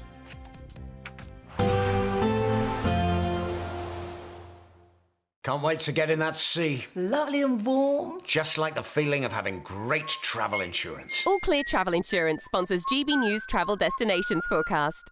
If you're heading away for the Easter holidays, I'm afraid there's lots of unsettled weather across southern parts of Europe, central Mediterranean, as a result of Storm Hans, bringing in some heavy rain and some strong winds. Largely dry across Madeira and Tenerife, particularly after all the flooding recently. But as we head our way towards Sardinia, northern parts of Italy, parts of Switzerland, some heavy rain here, possibly some thunderstorms and also some strong winds. They're a little drier and brighter across parts of Greece. And it looks brighter for all as we head towards Saturday, but temperatures remaining in the mid-teens to low 20s. All Clear Travel Insurance sponsors GB News Travel Destinations Forecast. If you want your news to be straight talking, this is a nightmare for the Conservatives again. Down to earth. It's not just Nottingham where this is happening, is it? And most importantly, honest. Hard-working, middle-class taxpayers, they'll get the book thrown at them. Then catch me, Martin Daubney, Monday to Friday, 3 till 6 p.m. on GB News, Britain's news channel. Good afternoon, Britain. Weekdays from midday. Now, how fierce is the competition to become Lord Sugar's next business partner? Well, our final guest today has been in the throes of that competition.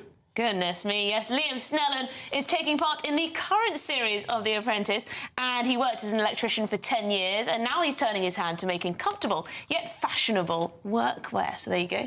Well, I just want to ask what it's like to be a contestant on The Apprentice, having been a fan of the show for years prior. Is it a bit weird? Yeah, do you know what? I wouldn't say it's weird. I feel like you can manifest anything in life, and over 10 years ago I said that I wanted to be on the show with no real business at the time and not knowing how I was going to do it. But as I said, I manifested it and I'm here and on the show. You manifested it? How did you manifest it then? Go on. Well, you just need to vision that something has already happened, you just haven't attained it yet, so you just need to attain the frequency to achieve that thing, and that's obviously what I've done, and it's my time. Liam, are you still on the show? I am still on the show. How far did you make it? So, well, you have to wait and see. You have to wait and see. Obviously... Could be the winner. Yeah, could be. So we had a little bit of banter about a hot sauce. I was licking a plate, which was a bit embarrassing. So we was doing an advertisement for our hot sauce brand, and we didn't actually have the bottle, so we needed to sort of think on our feet and make an advert without having the product. How long are you in the boardroom? Obviously, it has to be sliced down to an hour, but you must be in there for a long time, right? Yeah, of course. Yeah. So obviously, you're in there a lot longer than what it shows. You know, it's such a small part of the show when really you're in there for like up to a couple of hours. So it's a really intense period. Like, they definitely go into all of the task and the good things and the bad things that happened, and then obviously the key highlights get shown to the public. The People's Channel. This is Britain's Newsroom, where your voice matters. It's just astonishing. With expert analysis and honest opinion, we don't just keep you informed. We bring you unique perspectives you won't see anywhere else. Can't argue with any of that. When the news happens, it happens here. On Britain's Newsroom, weekdays from 9:30 a.m. Only on GB News. I'm Christopher Hope. From pop stars to politicians, I'll interview anybody in a pub who's got a political opinion. Join me every Friday on Spotify, Apple Podcasts, YouTube or gbnews.com, or wherever you get your podcasts. This is GB News, the People's Channel.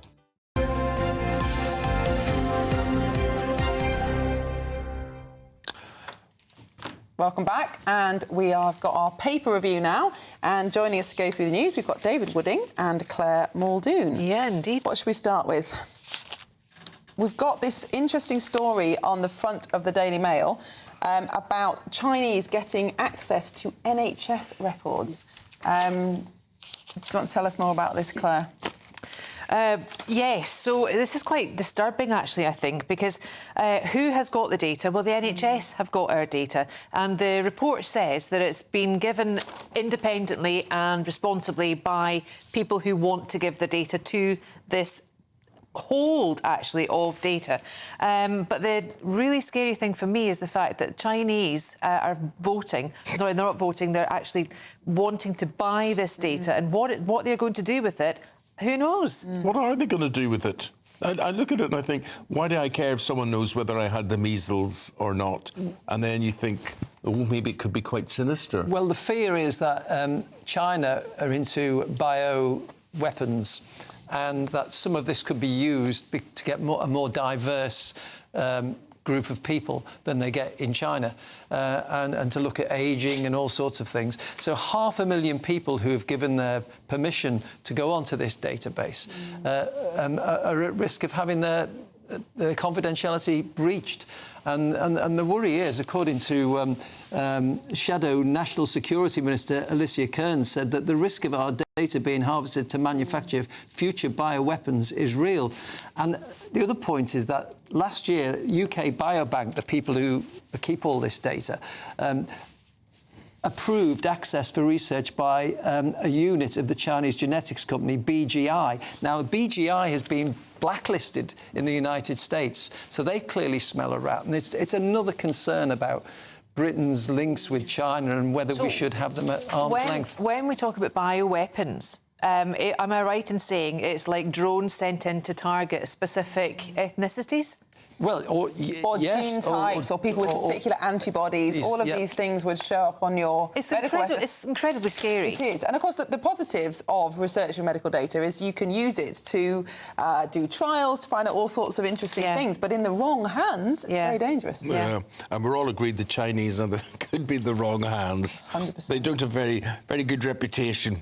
For storing data or storing things. Or using their hands, Claire, do you feel better because it is spring? Some 86% of Britons say spring boosts their mood. And I could certainly say for the last 2 weeks, while the skies were blue and the sun was shining, it was quite cold, the wind was blowing, but definitely had a big effect on me. Of course it does. It's beautiful. You can even be in a bus or in a car. You can see the bulbs coming up. It's Easter. Yes. It's that beautiful end of winter. And we can look forward. I mean, we've got really nothing to look forward to. We're very disenfranchised. There's not a lot of hope in the economy or anything. But we need to take a bit of a step back, take a lovely deep breath and thank the Lord we're still here and we can see all the beautifulness in nature and get back to nature. Even the Princess of Wales is, Princess Catherine is advocating nature being good for us, and it is. Are you seasonally affected, David? I think I have lots of disorders, but not that one. Spring is the season of hope, isn't it, really? Because we've been through the winter, and at last you feel that there's a little bit of hope that the sun shines round the corner. And again, I always find a holiday in January or February is good to get away for some sunshine, because it's so miserable after Christmas. There's nothing else to look forward to. You get New Year out the way, and then it's 2 months of freezing cold and early nights. You see, where you are good, and I think you've got to manage this all year round. I get particularly down in winter. It doesn't agree with me, and how you fill your time. And I look at you, David Wooding, on your social media, and you spend a lot of time cultivating, watching the arts, for instance. And that is a very deliberate thing. You watch football as well. That's a big thing in your life as well. And do you think there is an effect on your mood attending the arts? Oh, yeah, because, I mean, it can lift you, or it can make you think about things. I mean, the arts are a great boost. I mean, I often wonder, people who don't enjoy music or drama or opera, it's a bit like going to your grave and saying, I haven't seen a sunset, or I've never seen the sea, or I've never seen snow. I mean, there's so many wonderful things on this planet that we see in spring, like the daffodils coming out. But, you know, some people have never listened to a Beethoven symphony, and I find that astonishing. Say you pay for a night out to hear a Beethoven symphony and you don't like it. Don't go again. You can't not like a Beethoven symphony. Right. Nobody can. Fair enough. It's one of the greatest. But you've also things had ever the produced by man. experience in order to do it. And this is why the arts are so crucial, especially in Britain, because we've had such amazing artists historically and indeed in present day, whether it be a modern day pop concert, whether it be a theatre, whether it be a small local theatre production. You know, the arts are so crucial, and they give such independent thought, such critical thought at such an early age, all the way through, and it's just super. Well, there you are. We'll play some music of our own as we head to the break, and we'll bring you the weather, and the guys will be back again in about 40 minutes' time.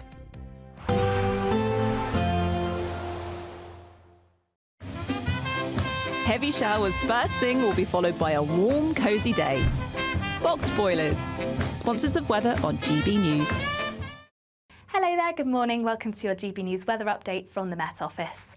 Quite an unsettled day for some as we see heavy outbreaks of rain shift their way northwards. Feeling cooler here, elsewhere a little brighter, some sunshine, though we can't rule out some showers. Now it's going to be quite a wet start across Northern Ireland, southern parts of Wales, where we do have a rainfall warning issued. Eventually rain will ease off through the morning across southern parts of Wales, but for Northern Ireland, parts of Scotland, Northern England, that rain is set to stick around through much of the day with some heavy outbreaks at times too.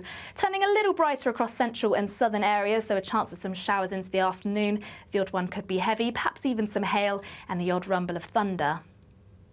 Now, to finish off the day, still plenty of rain to be had, particularly across Scotland. Still a chance of some heavier outbreaks, particularly as it moves its way through across the Scottish Highlands. It could be quite blustery too under the cloudy and wet skies. Fairly similar across Northern Ireland, quite a wet end to the day here, and similar across northwestern parts of England, and perhaps even still some rain lingering across northern parts of Wales. But elsewhere, a clearer and largely dry end to the day. Still the odd shower possible across Devon and Cornwall, but with the clear skies overnight, that means temperatures dipping away here, possibly even a rural frost across central and southern parts. But across the north, where the cloud and rain sticks around, it's going to be slightly milder here and still fairly blustery, particularly around coasts of Scotland too.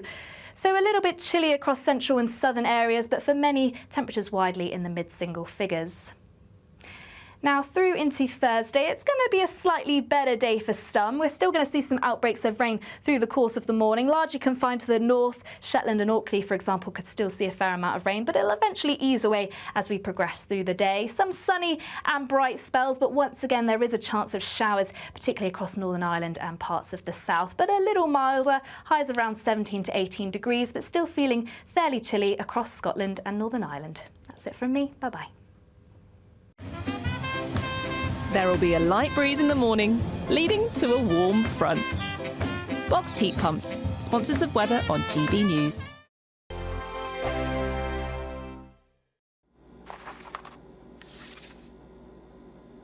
Crash Law 24 sponsors GB News Traffic and Travel Report. Good morning. The latest AI travel news from gbnews.com highlights notable incidents affecting traffic today. On the M80 northbound near Old Inns, one lane remains closed due to a road traffic collision. In Essex, drivers on the M11 southbound between junctions 10 and 8 may experience delays owing to a recent incident involving multiple cars. Meanwhile, road management efforts on the A30 westbound in Devon between the A303 and the A35 have resulted in temporary lane closures.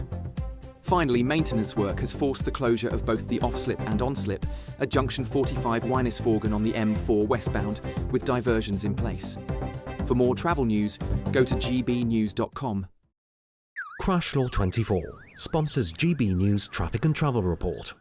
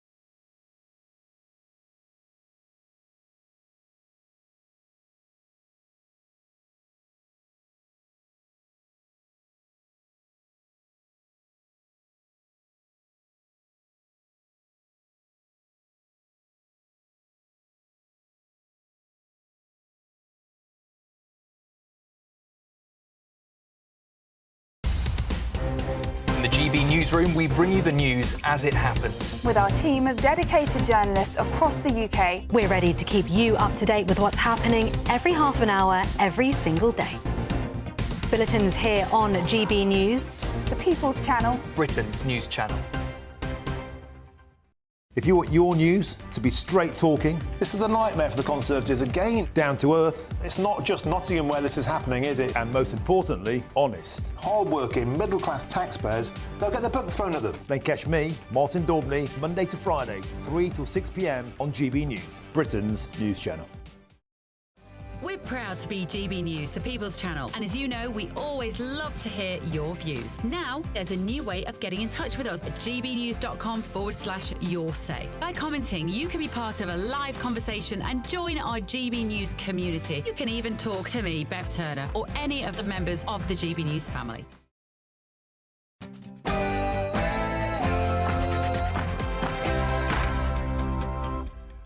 Good morning to you. Small boat crossings hitting a record high. Yes, a damning development for Sir Keir Starmer's Smash the Gangs pledge, as provisional figures show that around 700 migrants arrived on our shores yesterday. That was just yesterday, and it was increasing all over the weekend. It surpassed the previous one-day record, begging the question, has the government totally lost control of our borders? And a D-Day veterans betrayal. Anger erupts. The government apparently refuses to pay travel costs for our war heroes to go to Normandy. Breaking news within the last hour, inflation. Latest figures, it's eased 2.6% in March, with falling petrol prices adding to the drop. It's only a tiny drop. Indeed. And what is a woman? The Supreme Court is set to deliver its verdict on how a woman should be defined in law. But the Prime Minister previously struggled to do so. Woman can have a penis. Look, I'm not... I don't think we can conduct this debate with, you know... Sorry, have I offended you in some way? No, it's just... Your stay in the Celebrity Big Brother house is over. Please say goodbyes. Drama in the Big Brother house. Trisha Goddard gets the boot following her controversial racism spat with the former MP Michael Fabricant. Lifting that, listen. I said, Brooke, is your mother speaking your for finger you? Do you out want to of be my face. Girls out the room. Yeah, you Girls would eat out me. the room. Well, that was Dance Mom superstar and friend of the Big Brother contestant Jojo Siwa, Abby Lee Miller. She had this to say. Jojo is a good competitor. She likes to compete.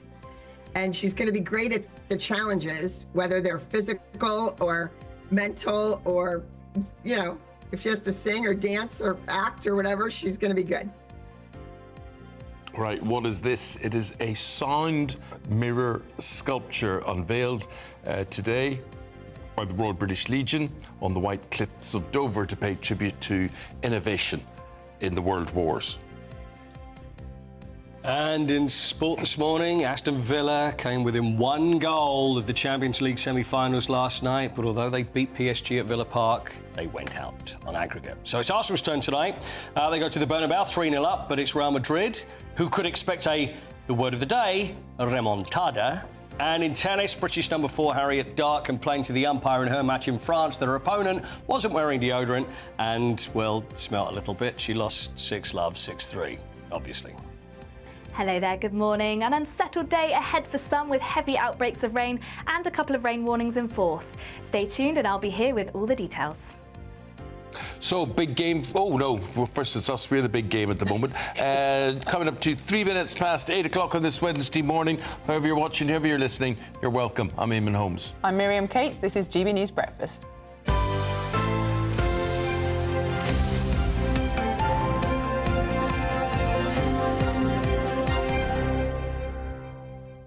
Not a good outcome for Aston Villa last night. They came so close. Arsenal sitting very pretty, very good situation, but they're away in Madrid tonight. They've got a 3-0 lead. It should be all over, shouldn't it? But I don't think anybody truly believes that it's all over yet, because Real Madrid have great history of making comeback remontadas. See, I thought that was going to say this all day. I did. I am. I'm just going to be remontading left, right, and centre until it's over. But it all depends. Whoever's going to score that first goal, if it's Arsenal, they should be fine, because then there's going to be a 4-goal deficit. But Real Madrid, you just don't know with them. That's the thing. You can't trust this team. They get something, then Arsenal could be in trouble. And I know a lot of Arsenal fans that even after that game at the Emirates, and even after those 2 amazing free kicks from Declan Rice, even though they were so happy, it was like, yeah, but we've still got to go to Madrid. So good luck to them going over there. It ain't going to be easy, but I think they'll be OK. Yeah, OK.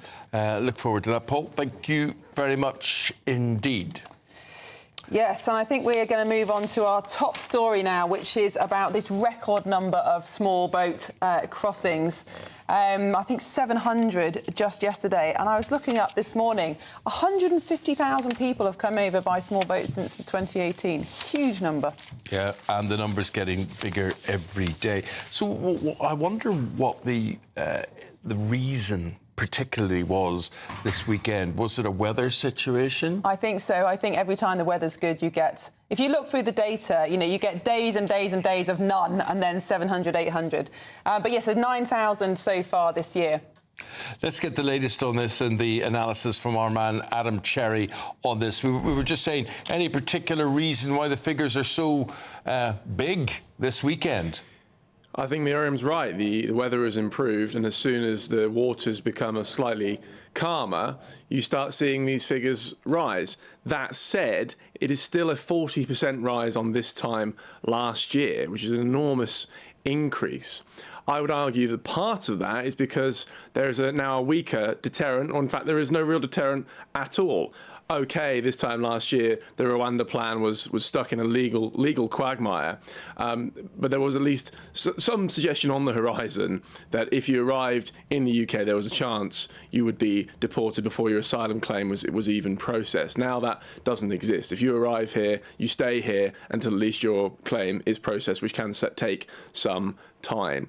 You saw Yvette Cooper, the Home Secretary, say in the last week or so that they were basically expecting this. They thought that with the weather comes higher crossings. OK, but what are you going to do about it? Smash the gangs is a great slogan, perhaps.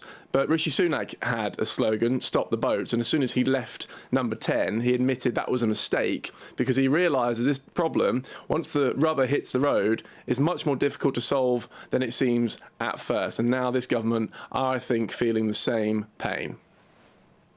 Adam, I mean, if you were Morgan McSweeney now in number 10, looking at electoral prospects, not just the local elections, but in 4 years' time, they have no plan to reduce this number. And, smashing the gangs is all very well, arresting people in foreign countries, yes, of course, people support that.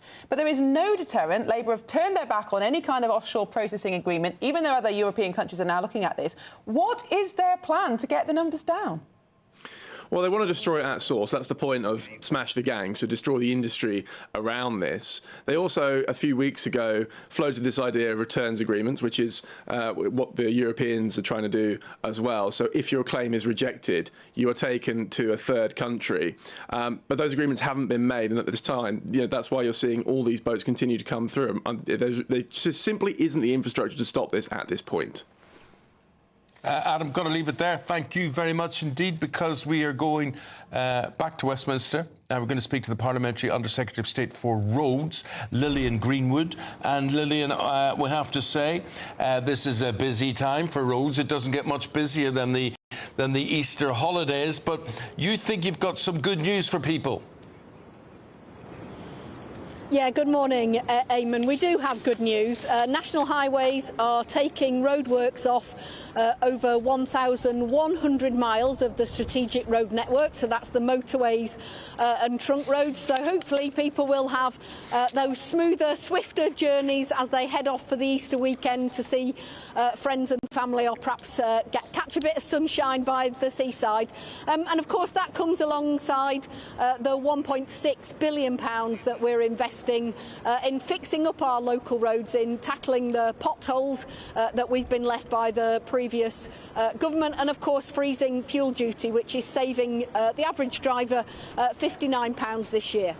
Well, Lillian, I have to say, I travelled the M1 at the weekend, and my goodness me, there was a big 20-mile tailback because of roadworks. We were given ample warning about it, so you could get off the motorway and whatever.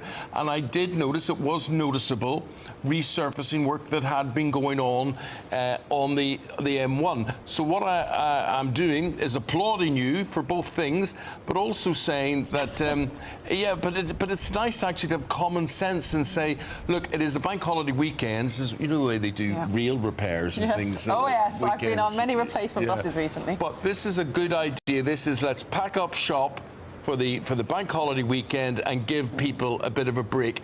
It's sort of common sense politics, is it not? Absolutely it is. We know that there are over 19 million people heading away this weekend. We don't want them to be stuck in roadworks. So wherever it's possible, obviously if there are deep excavations or there's site equipment that can't be moved, we won't be able to raise every single roadworks, but where it's possible, we want people to have a smooth getaway. We want people to be able to get where they're going without unnecessarily delays. And we're also tackling on our local roads the impact of roadworks or streetworks, as they're called, caused by utility companies. That's why we've announced plans to double fines for those who don't comply with permit rules, and also to face fines of up to £10,000 charges if they overrun at weekends and bank holidays, because we know what a nuisance it is. Indeed, and that is eminently sensible, and I think people will be cheering you all around the country. But what is not eminently sensible is Labour's approach to the small boats crisis, because having ditched the Rwanda plan, which of course wasn't perfect, but having ditched that, there is now no plan at all. There is no deterrent, is there? No, that's not the case. Obviously, the Rwanda plan wasted millions and millions of taxpayers' money. It wasted it because you repealed the act. Made it. No, I mean, the Rwanda plan was introduced by the previous government, and it delivered absolutely nothing, but just cost taxpayers hundreds of millions of pounds. We've come in, we've taken swift action in setting up a border security command. We know that there are organised criminal gangs exploiting people who are absolutely desperate, and we are committed to smashing those gangs. But if you smash one gang, another gang will spring up because there is still money to be made. If you smash one gang, another gang will spring up because there is money to be made in transporting people illegally across Europe. You have to have a deterrent as well.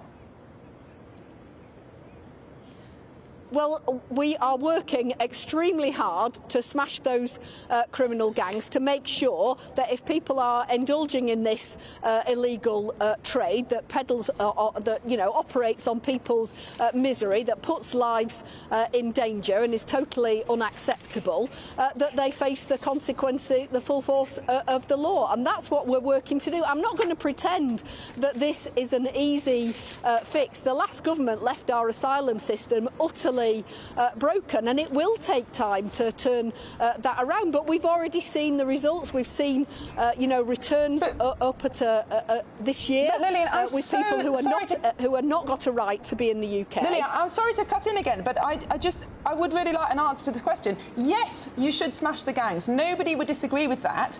But while there is still an incentive to bring people here on small boat, which is £3,000 to £6,000 per person you transport, even if you arrest people, even if you break gangs, other gangs will spring up because there is money to be made. Unless you deter people by instantly detaining them or processing them offshore or something along those lines. Well, obviously, what we are doing is ensuring that those people who do arrive here illegally and have no legitimate claim are subject to returns, and that's what we've been doing since we came to office. They're undoubtedly, there is an incentive for people to come if they think they're going to be able to stay. We saw under the last government a huge backlog in asylum claims. People were allowed to stay here, a huge cost to the taxpayer living in hotels. That's a completely unacceptable situation. People who arrive in the UK have to have their claims looked at and processed quickly. Of course, there'll be people who have a legitimate right to be here, who are genuine refugees, but for those who are not, they need to be returned, and that's the system that we are determined to ensure what works effectively. But of course it's going to take time because of the mess that we inherited. Talking about mess, very good cue there for me. Birmingham and the bins. Now you're catching up, because of the emergency powers and things, you're catching up and cleaning up things very, very well. But we still aren't solving the strike problem though, Lillian, are we? Well, look, it is a completely unacceptable situation that residents in Birmingham are facing. We've all seen the pictures of rubbish piling up on the streets, and it's time for this dispute to come to an end as quickly as possible. There's a deal on the table. I think Unite members should accept that deal. It ensures that no one loses pay. There are jobs for people who want to retrain as HGV drivers, or there's the possibility of voluntary redundancy on the table. This strike needs to come to an end. People in Birmingham deserve to have their streets back clean and tidy and not be facing the appalling situation that we've seen over the last 6 weeks. Well, thank you for bringing the roadworks to an end over this Easter weekend. Appreciate your efforts on that front, and thank you for your time this morning. Thank you. Happy Easter. Bye-bye. I do find it so enormously frustrating. Why won't they just come out and say, we prefer international law to secure borders? Look, but what are you talking about? You were a politician. You wouldn't answer Eamonn, questions. I did. What? I answered the question, and it got me into a lot of trouble. But I didn't do that. I said what I really thought, and I was one of only 12 Conservative MPs to vote against the Rwanda bill because it wasn't strong enough. But so you get into trouble for telling the truth. You do, but you still got to do it. And why have Labour ditched the deterrent? Because it doesn't suit their kind of international law ideas. But the truth is they don't have a deterrent. They need to come out and say there is no deterrent. And as long as we have that international law, they won't have a deterrent. Exactly. So they've either got to leave the ECHR or what some of us wanted to do in the Rwanda bill, which was to basically remove that bill from the ECHR, which is the easiest, shortest solution. That could have worked, but they didn't give it a chance. Well, I put it to you, and you talked about the Rwanda situation, which offered some sort of solution, whether you agreed with it or not. But I just don't believe, certainly politicians in general, I don't care if it's Conservative or Labour or whatever, you haven't a clue about this. You can't fix this. And there's this dilemma. There's what is politically acceptable, what is acceptable to people around the world, and it's what is acceptable to people living in the country. And people in the country have had enough. Yeah. People living in Great Britain have had enough of these boats and these people arriving, no matter what you think, and that's the mood we're getting reflected. Yeah, and I think I don't know why it is, today. but I think politicians feel that they have to defend the indefensible, and it's so obvious when they're doing it, and it's so frustrating. Why not just come out and say, do you know what, this is really tough, but actually it's really difficult to fix because of X, Y, Z, but we're doing this. Just common sense, surely. Anyway. It'll never catch on. It'll never catch on. It's far too Never sensible. will. Dudley could soon lose vital centres in the community, and it will force people to travel, like pensioners, far and wide for services like a blood test. Yes, the town of Sedgley is at risk of having their library and healthcare centres shut, as a lease on a local building will not be renewed after it ends next March. So what we're going to do is we're going to go to our man there in the West Midlands, our reporter Jack Carson, to fill us in and tell us more. It's all happening in your part of the world. If it's not a bin strike, it's this. Yeah, good morning to you both. Of course, here at GB News, we're all about community and representing those people. And there's a real anger here. We're here at the Sedgley Library and Health Centre this morning. There's a real anger that with this lease set to expire on this building in March 2026, so under a year to go now, residents in this area are going to lose vital services, a library and a health centre, and that could mean this ageing population, which we see here in the village, who will have to travel a long distance, a much further distance, to try and get simple services such as a blood test or even try to take out a book to read. So we're joined by Councillor Ian Sandell and Damien Caulfield this morning, who are both councillors in this ward. Ian, let's come to you first. There's a real anger in this community about what could possibly happen losing this building. Absolutely right. Like you say, there's 27,000 people within Sedgley.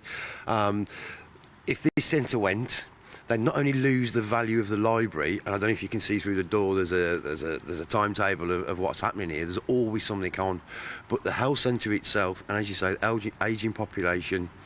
There is a massive travel to other services held within this building. You know, there's no direct bus services to any other of the local hospitals across the other side of the borough. You know, it does become a grind just to get simple services within this borough.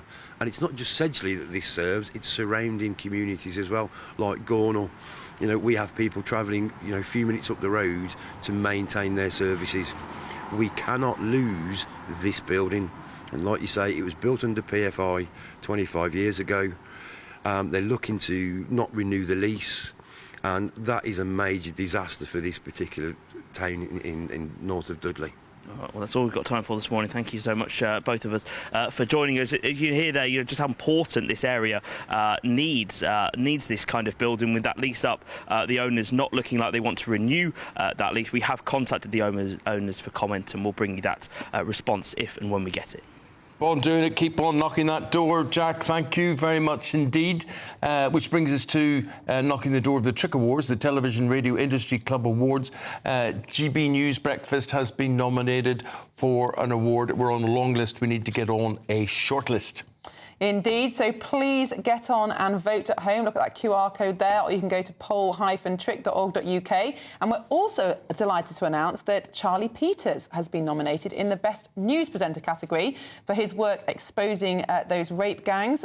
Amazing work he did there. So please do go and vote for both Charlie and Breakfast.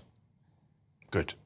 Let's say hello, good morning to Honor Criswick and see what way the weather's going. There's a bit of rain about. Is it your way? Here we go.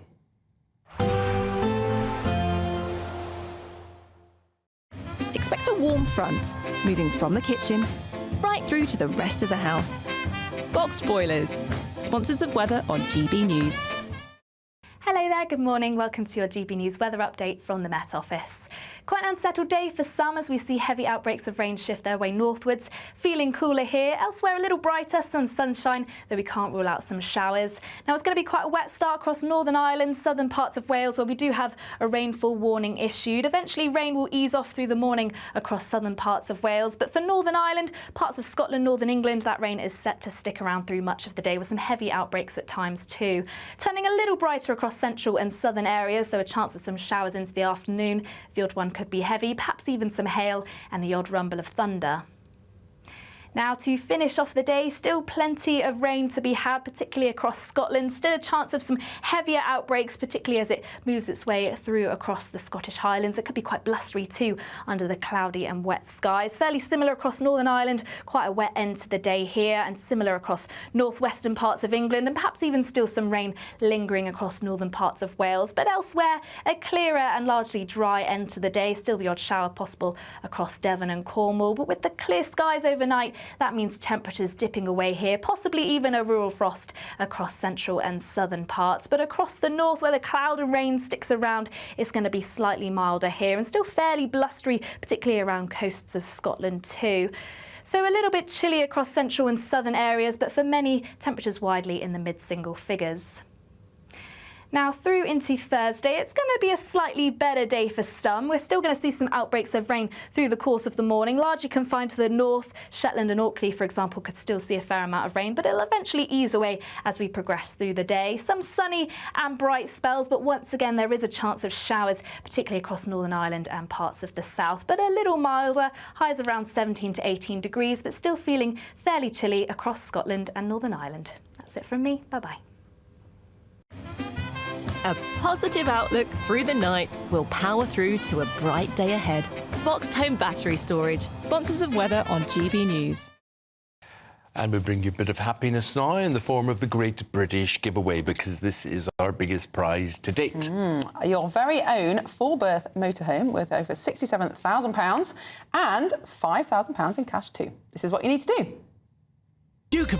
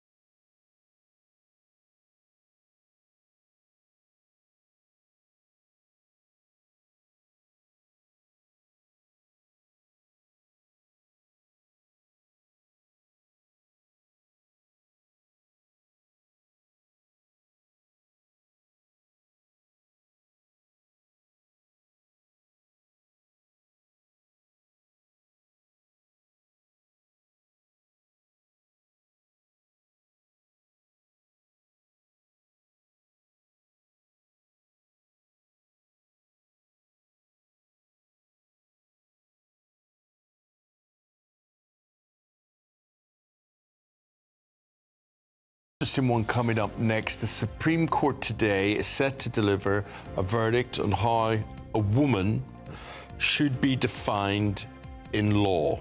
Okay? So we're going to hear more about that next. Join in the debate. Headliners on GB News 11 p.m. every night. It's got 3 top comedians going through the next day's newspapers so you don't have to read them, which is great. That's a good point. He's lying. Maybe he's not lying. That's Headliners every night from 11 p.m. and 5 a.m. as well on GB News, Britain's news channel. Good afternoon, Britain. Weekdays from midday.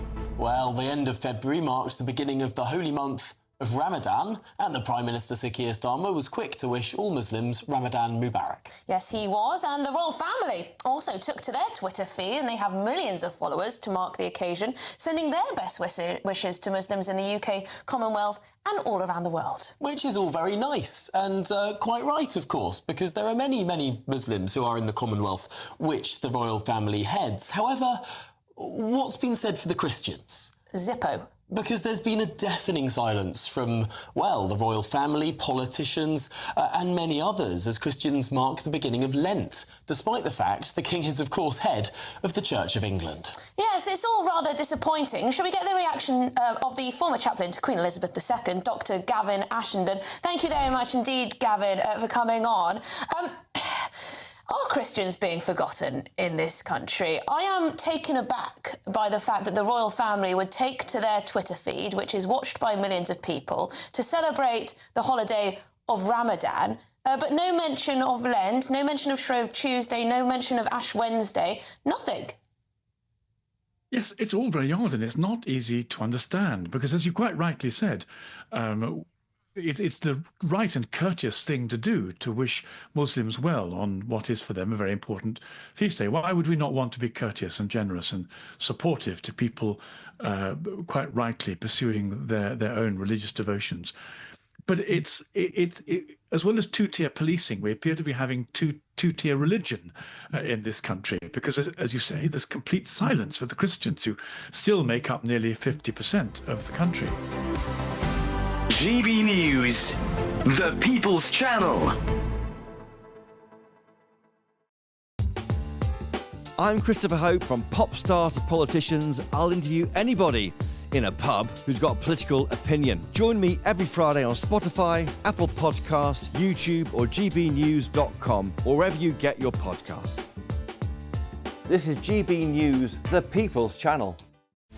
This is Britain's Newsroom, where your voice matters. It's just astonishing. With expert analysis and honest opinion, we don't just keep you informed. We bring you unique perspectives you won't see anywhere else. Can't argue with any of that. When the news happens, it happens here. On Britain's Newsroom, weekdays from 9:30 a.m. Only on GB News.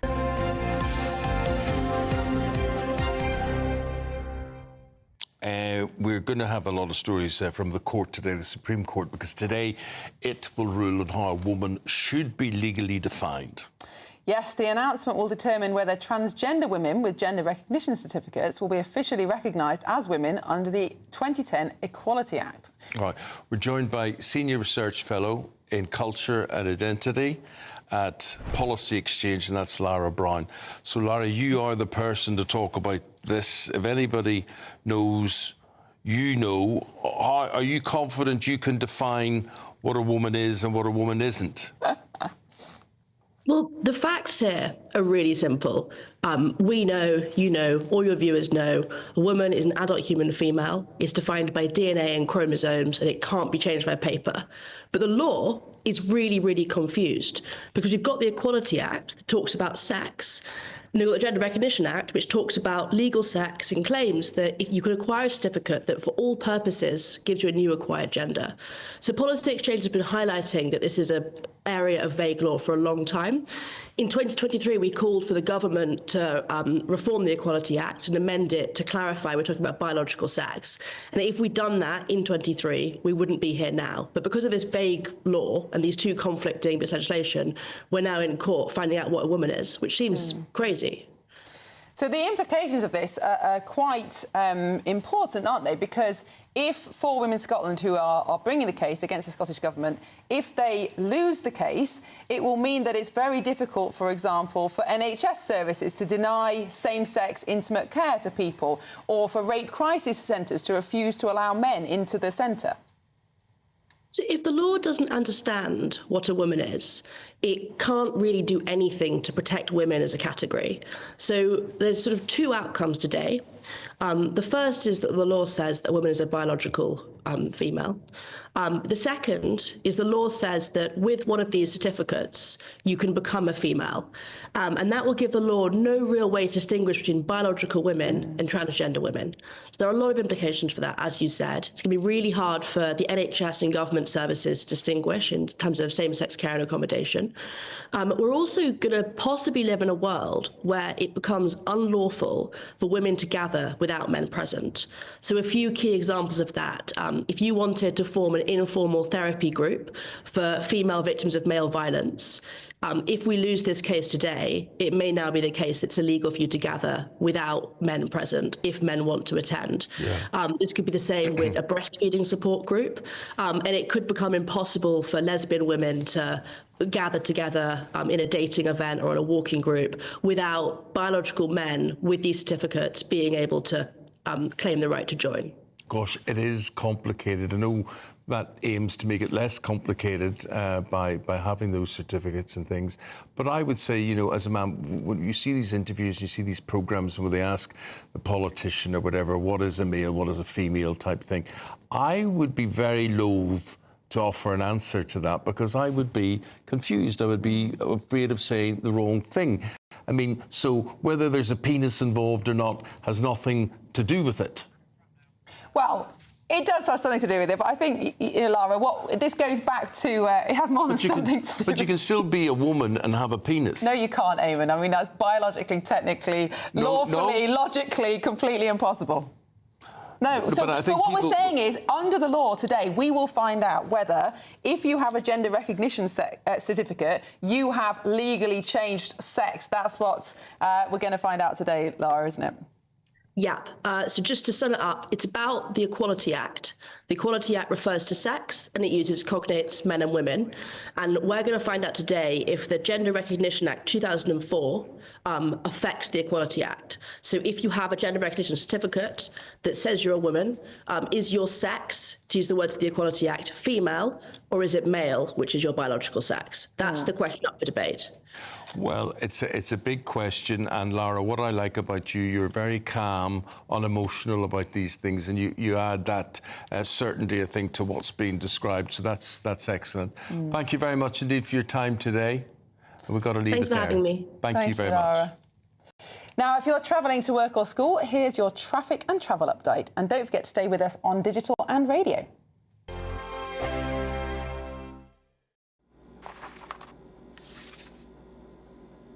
Crash Law 24 sponsors GB News Traffic and Travel Report.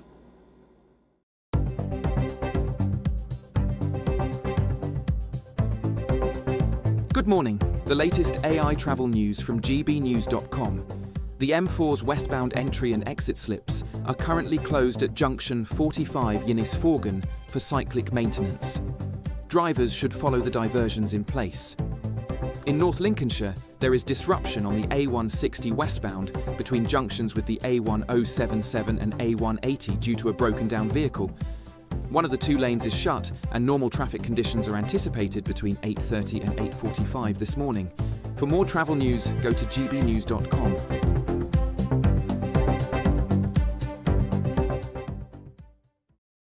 Crash Law 24 sponsors GB News Traffic and Travel Report.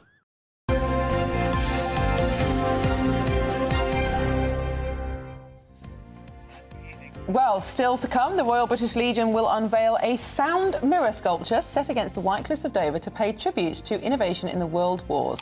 This is GB News Breakfast on a Wednesday morning. Thanks for your company. Eamonn and Miriam here.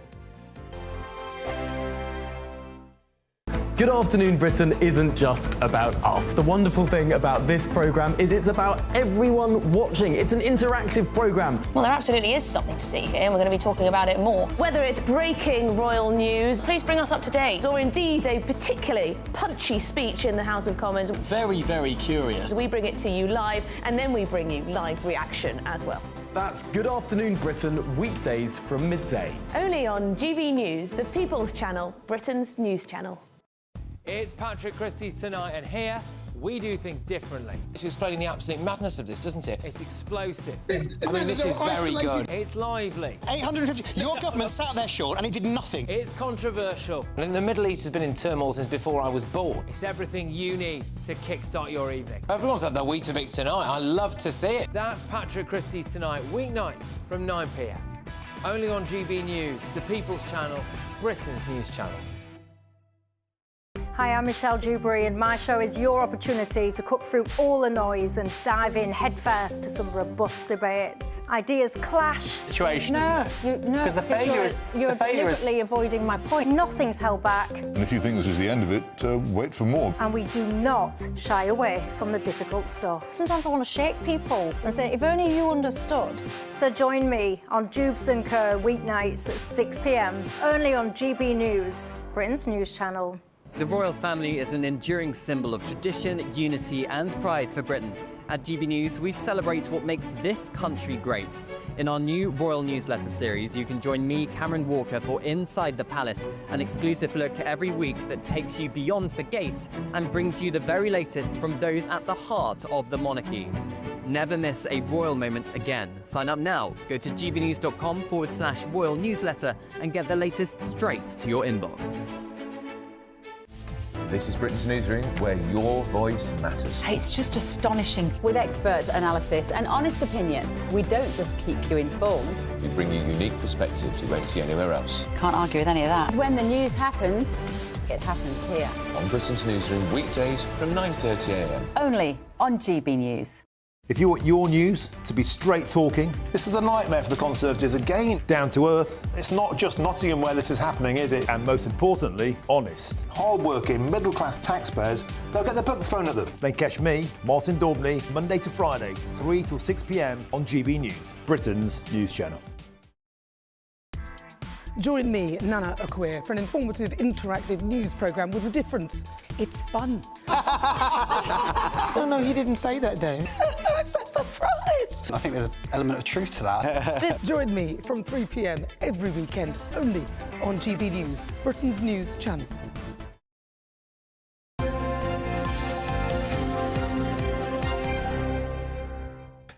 I came into work today and I asked Miriam, did she know what a sound sculpture was? And Miriam, being Miriam, said yes. She did. I had just been reading about it, Eamonn.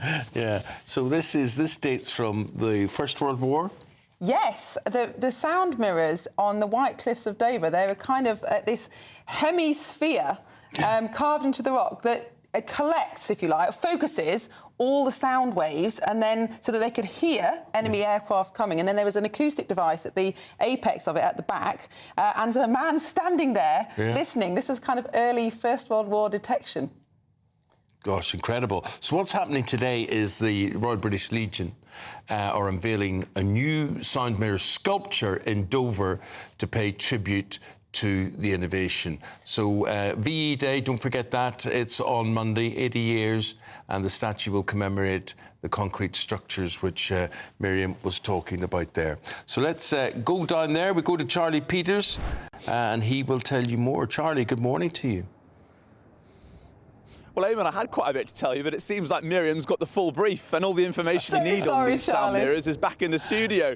No, it's fine. You stole my thunder once again, Miriam. But I'm here now, and in Dover, they are revealing the Royal British Legion is unveiling these sculptures to honour the technological progress that was made ahead of the Second World War, also celebrating 90 years of radar coming in from 1935. And it's these iconic Tommy structures as part of this wonderful sculpture that are so key to this process, because that is one of the products that Royal British Legion Industries makes in their factory down in Kent, and proceeds from that go to supporting a veterans village, therapeutic care, and getting veterans into work. I'm very happy to say that I'm now joined by Lord Dannatt, the former Chief of the General Staff. And Lord Dannatt, this is a great moment to recognise the sacrifices of that period, but also to celebrate some of the progress technologically that was made.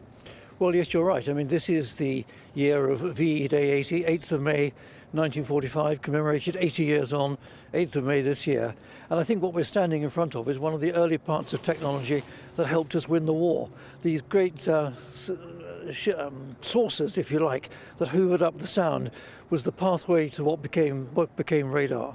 And that early warning of aircraft coming enabled the Royal Air Force to be scrambled to make sure that we won the Battle of Britain and these islands stayed safe. And of course what we've got here on the dish is the iconic Tommy image, iconic of the First World War, iconic of the Second World War.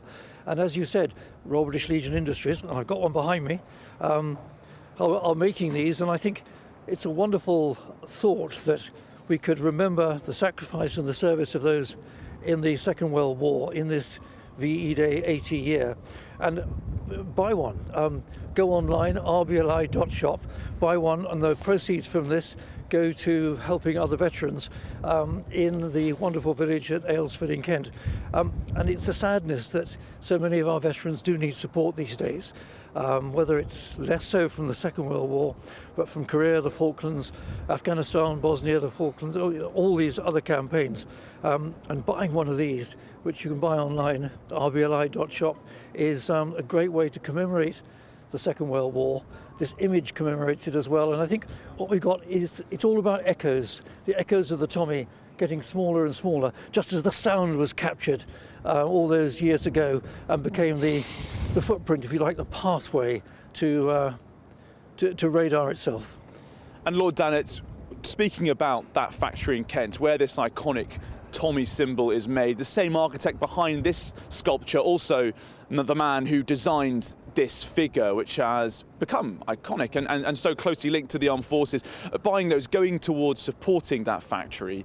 You know, they want to build a bigger factory there now. They're raising money for that to support hundreds of more veterans getting into work. And as you say, the focus obviously now is on the Second World War, but there are veterans out of work looking for that support from recent conflicts and none. Well, you're absolutely right. Britain's bravest manufacturing company is at Aylesford in Kent, where they make the Tommies, where they make so many of the road signs up and down our motorways. And it's a great way of getting veterans who have served our country, getting them back into work, getting them back into normal life. And everyone can play their part by buying a Tommy, rbli.shop. Thank you, Lord Dannett. And Miriam and Eamonn will be celebrating this sculpture, the sacrifice that was made during the Second World War, the technological prowess that led towards VE Day as we march towards that 80-year commemoration. Good man, Charlie. Thank you very much indeed. Fascinating stuff. Well, still to come, we will be going through the papers with Claire Muldoon and David Wooding. But first of all, if you're looking for some holiday sun, here's the forecast for our top European destinations. Dinner under the stars tonight? That reminds me of our travel insurance. You mean All Clear Skies? All Clear Travel Insurance sponsors GB News Travel Destinations Forecast. If you're heading away for the Easter holidays, I'm afraid there's lots of unsettled weather across southern parts of Europe, central Mediterranean, as a result of Storm Hans, bringing in some heavy rain and some strong winds. Largely dry across Madeira and Tenerife, particularly after all the flooding recently. But as we head our way towards Sardinia, northern parts of Italy, parts of Switzerland, some heavy rain here, possibly some thunderstorms and also some strong winds. They're a little drier and brighter across parts of Greece. And it looks brighter for all as we head towards Saturday, but temperatures remaining in the mid-teens to low 20s. All Clear Travel Insurance sponsors GB News Travel Destinations Forecast. The royal family is an enduring symbol of tradition, unity and pride for Britain. At GB News, we celebrate what makes this country great.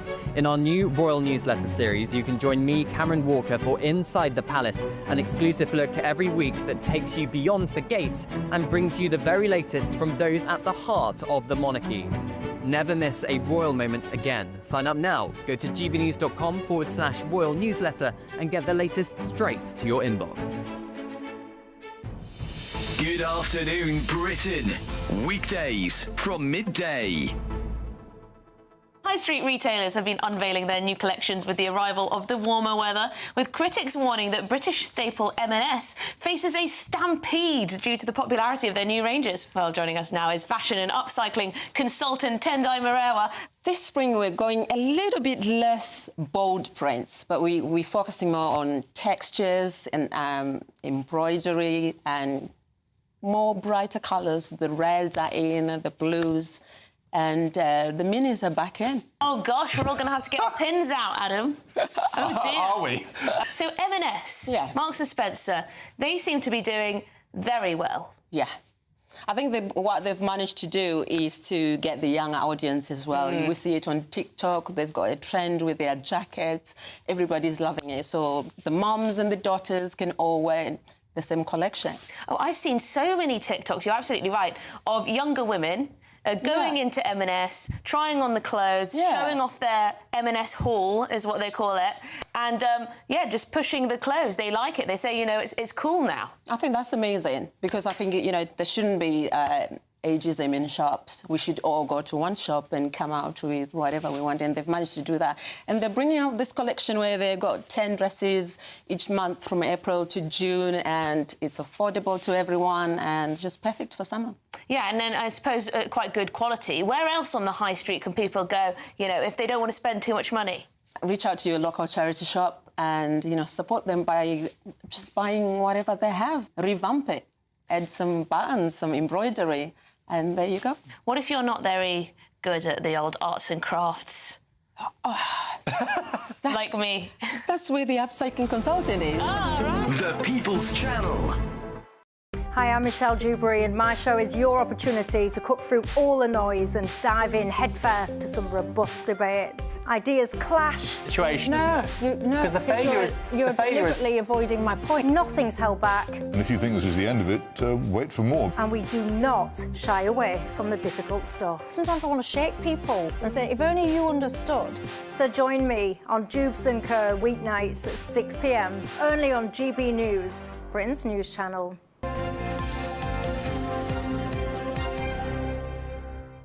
Interesting questions on life and debate today with Claire Muldoon and David Wooding.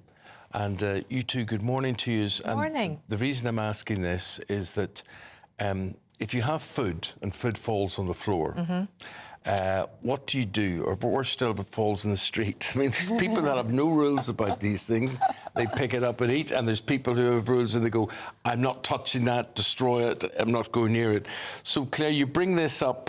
Why? This has been reported in the Star today. It has been. You can find everything in TikTok for over 5 seconds. So I think the person who's made up these TikToks has actually sat there, thought about it and thought, oh, gosh, I've just dropped something. Oh, there's an idea. I don't know about you, but if in the home something drops, it gets picked up and it goes back in your mouth. Or you have a look at it, as long as there's not spiders or hairs come on it. on. I mean, literally, for 5 seconds. Outside might be a bit of a difference, especially in Birmingham. It might be a bit difficult to find it. If the rats don't get to it first. Don't get there first. But they've put it to the test in this report. The 5-second rule has been put to the test if something is safe to eat after 5 seconds or not. This chap's saying it's not safe, but I completely and utterly disagree. Of course it's safe. Let them... My kids, do you know what? My kids were allowed to play out in their garden, pick up bits and bobs and dirt and everything and play in the dirt. And they ate, they wouldn't say they ate off the floor because they sat at a table. They've never had a day off sick. Never. They built up immune system. Not one of them's got a food allergy. And, you know, I stand by my words. Get them eating. Well, what these boffins have done is they've examined food which has been dropped on the floor. And the old rule that Mum says is if it's been down for 5 seconds, it's safe to eat. And they've put a piece of food on the floor for 1 second and a millisecond and up to 20 seconds. And they say that there are still germs on them, even if it's been there for a few seconds. There'll be germs from food contamination after it being touched by hands in preparation. We can't be so sanitised. Going forward with our food, with our lives, we need to live a bit and be a bit dirty. Be a bit. We are. Today's words of advice from Claire Muldoon: be a bit dirty. I've got kids, and if you never picked anything up from the floor and ate it or put it back on the plate, I mean, you'd waste so much food. Much food. Of course, it depends what state the floor's in, but. We are pretty highly evolved to know what food is gone off a bit. But what David's pointing out is it doesn't really matter if it's a nanosecond or 20 seconds. If the germ is there and you have picked it up on that piece of toast or whatever, it's still there. Yeah, and we were told as kids, I don't know if it's a generational thing, actually. When I was a child, if I dropped something on the floor and I picked it up, Mum would always say, don't put that in your mouth, it's been on the floor, it's dirty. That was always, I don't know about you, Eamonn, but that was the way I was taught. Maybe this pendulum has swung the other way now and people are a little bit more relaxed about it. My mum would have been on that side where the babies and, were the most important thing, and therefore there was sort of like overprotectionism then. I mean, I have 4 other brothers. None of us can swim, for instance. Oh, really? She wouldn't let you? She wouldn't let us. She can't swim and she didn't want any of us near the water to do such a thing. I mean, I must have been 18 before I stopped going into the ladies' loos. You'd go up, That's another debate. That's another debate. Mum, I want to go to the loo, and it'd be right, come on, and that'd be come with me. And you were brought into the ladies' loo, and that went on for a heck of an age. I don't know. Do you have a gender recognition certificate, David? No, that's awesome. You're not allowed to ask that. But it's funny, these advices and these studies, because certainly when my children were young, when the oldest was born, it was don't give them nuts. The second one was born, give them nuts. This advice changes year by year, and I think our gut instincts are often, and our common sense is actually much more reliable on these things. It is, and it becomes as well the state overtaking parenting, which is a completely inherently bad thing in my view. So, David, staying on the subject of food, what is a spork? And we get to this Manchester Arena bomber, Hashim Abidi, and he's been given a spork to eat his food with after what went on in the prison attack this week. A spork? I don't know about you, but I think that sounds like an offensive weapon, a spork, doesn't it? A spork is a mixture between a cross between a fork and a spoon. So you've got the sort of cupped view with the prongs at the end. And he's been moved to Belmarsh following, this is the Manchester Arena terrorist, who's been serving 55 years. And following the attack in which he threw hot oil and stabbed using a makeshift knife 3 members of the prison staff. He's been moved to Belmarsh, and lo and behold, he's now being given a spork to eat his food with. Now, some people are rightly saying, well, this could be used as an offensive weapon. Why is he given any kind of utensil at all after committing? Have they not learned the lessons? What do you think, Claire? I mean, what does the future hold for people in prison for essentially life? There's no advantage to them for behaving well. They're obviously still radicalised, want to cause harm. I mean, should they be in solitary confinement for the rest of their lives? What do we do with these Well, that's people? the start. But you can't treat people, regardless of who they are, they're still human beings as animals, and you must let them eat with, you know, with a semblance of decorum, regardless of what they've done, because they've already had their human right taken away, really, in terms of the freedom. And the arguments are, you know, whether it would make any difference to this chap feeling this way. He's been holed up at taxpayers' expense. He doesn't have to worry about anything. You know, he's in there being looked after. Intrinsically, he's a very evil man, and he should be held responsible for his actions. Perhaps solitary confinement for the rest of his life, fine. But then the cost of that, who knows? Yeah. Claire, front page of the Times today, it has this story that peers are determined to block what is called a banter ban in the Workers' Rights Bill. And again, this sort of thing makes me anxious because I come from a city, a country which is just banter-ridden. And I realise when I go home and I mix with people back home at the weekend, I realise the way they talk and the way they think and the way we interact with each other is totally different than it would be in the London that I mix in. Well, this is one of the House of Lords gets a really bad rap at times, but this, if they vote against this, I think is a brilliant part of what they do.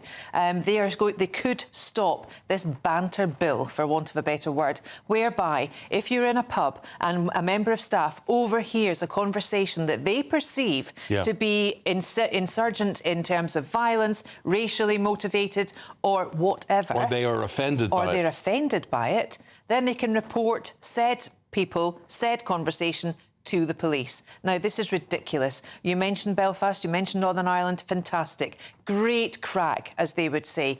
But now, and even not only that, I would take it one step further. There are young people who are frightened to go into the place of work, to have a discussion about gender issues, about religion, about politics, and they feel they can't. So it's actually undermining discourse. It's burying it underground, which is a really unsafe place for it to be. We've got 30 seconds, David. Yeah, absolutely right. I agree with Claire. What it does is people are frightened to say it, so they do it on WhatsApp, and it festers. Or social media. It becomes worse and worse. A bot account. And that's the problem. You know, it's better being out in the open where people can challenge you. Very good point. Guys, thanks very much Thank indeed. you Very very much. entertaining today. Good to hear from you. Appreciate it, but we've got to say goodbye.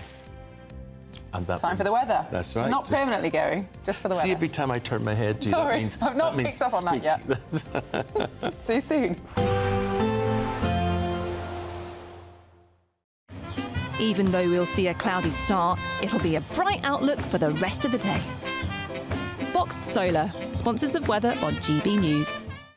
Hello there, good morning. Welcome to your GB News weather update from the Met Office. Quite an unsettled day for some as we see heavy outbreaks of rain shift their way northwards. Feeling cooler here, elsewhere a little brighter, some sunshine, though we can't rule out some showers. Now it's going to be quite a wet start across Northern Ireland, southern parts of Wales where we do have a rainfall warning issued. Eventually rain will ease off through the morning across southern parts of Wales, but for Northern Ireland, parts of Scotland, Northern England, that rain is set to stick around through much of the day with some heavy outbreaks at times too. Turning a little brighter across central and southern areas, there are chances of some showers into the afternoon. The odd one could be heavy, perhaps even some hail and the odd rumble of thunder.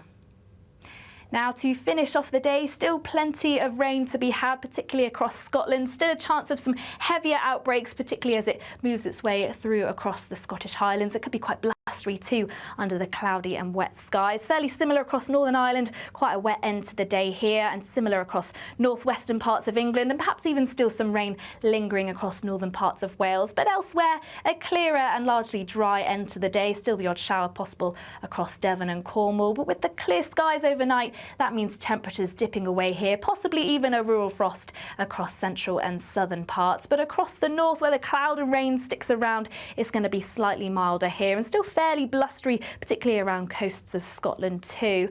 So a little bit chilly across central and southern areas, but for many, temperatures widely in the mid-single figures. Now, through into Thursday, it's going to be a slightly better day for some. We're still going to see some outbreaks of rain through the course of the morning, largely confined to the north. Shetland and Orkney, for example, could still see a fair amount of rain, but it'll eventually ease away as we progress through the day. Some sunny and bright spells, but once again, there is a chance of showers, particularly across Northern Ireland and parts of the south, but a little milder, highs around 17 to 18 degrees, but still feeling fairly chilly across Scotland and Northern Ireland. That's it from me. Bye-bye. Expect a warm front, moving from the kitchen right through to the rest of the house. Boxed Boilers, sponsors of weather on GB News.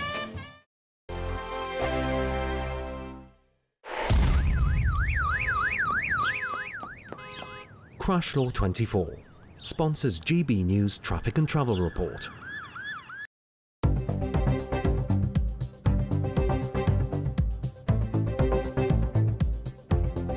Good morning, the latest AI travel news from gbnews.com. The M4 westbound at junction 45 Winnisforgan is experiencing closures on both the off-slip and on-slip due to cyclic maintenance, with diversions currently in place. In Stockton-on-Tees, on the A19 southbound slip road to the A1046, a broken down vehicle is causing lane closures. Traffic is expected to clear between 9 and 9:15 this morning. Stay tuned to gbnews.com for more travel news.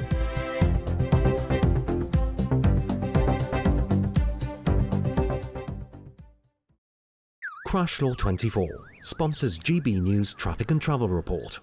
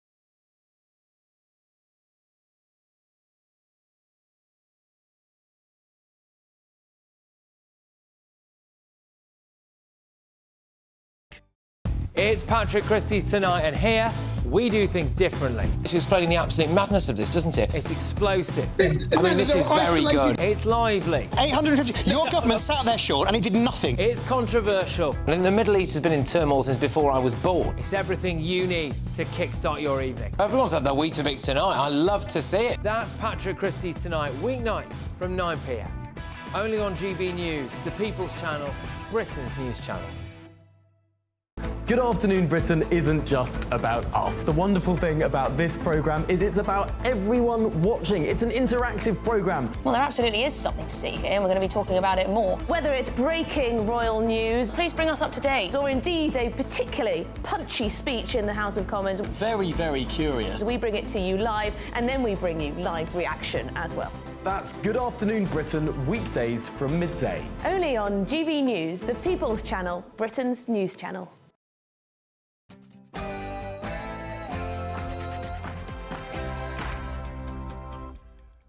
Welcome back. It's 9 o'clock, and the main story today: small boat crossings have hit a record high.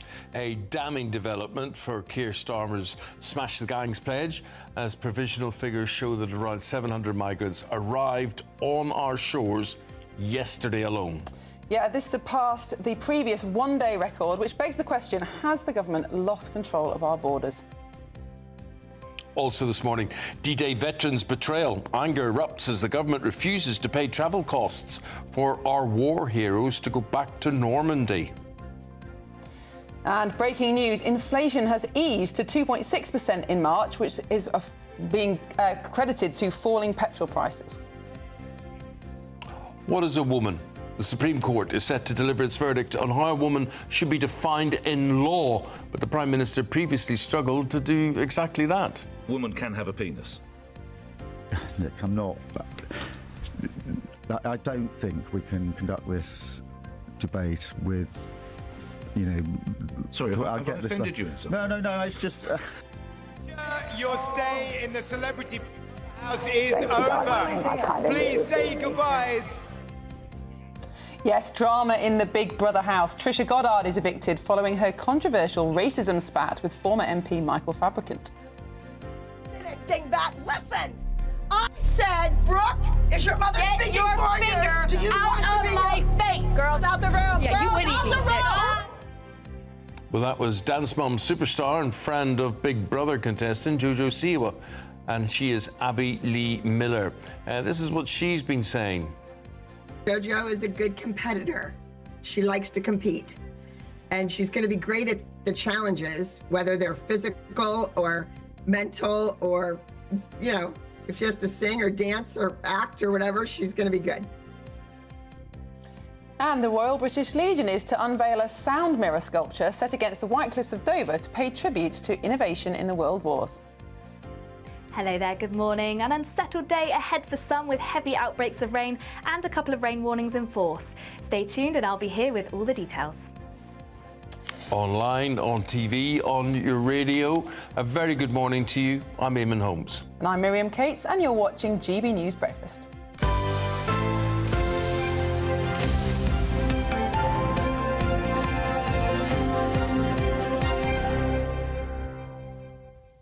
Taking up much of the programme this morning, we can exclusively reveal that the number of people crossing the English Channel has hit a record high. GB News data shows that around 9,000 people have crossed the Channel so far this year, which is an increase of 40% on last year. Well, let's get the thoughts of the editor of Spiked Online, that is Tom Slater. Morning. Tom, it's certainly that time of the year where we will see more people, but we're seeing them at record numbers. No, absolutely. As one Home Office source told GB News, Keir Starmer said he would smash the gangs, but he seems to be smashing the records in terms of these arrivals at this point. Even last year, half of which was under a Labour government, we saw the second highest number of crossings, small boats crossings on record. And it's really calling into question whether or not Keir Starmer's approach to this is going to actually bear fruit. He's really shied away from, obviously, abandoned the Rwanda policy of the last Conservative government, really focused on trying to kind of strike deals, whether it's a new deal with France, whether it's a deal with Iraq and Kurdistan, trying to kind of deal with this upstream, trying to beef up enforcement in other countries to stop people ever even reaching the Channel. It doesn't seem to be working, and I think in large part because of the fact that the pull factor, i.e. the fact that once you arrive on these shores, you've got a very low chance of ever actually leaving them again, is meaning that more and more people are still continuing to be willing to risk that crossing. Tom, could I ask you, people get in touch with us today, they're saying, right, OK, we accept this is not working, but what is the government doing? Because people cannot really determine what the Keir Starmer policy is on all of this. Now, he has essentially taken a kind of focus on toughening up offences. So, for instance, there's been new offences which have been introduced for people smuggling.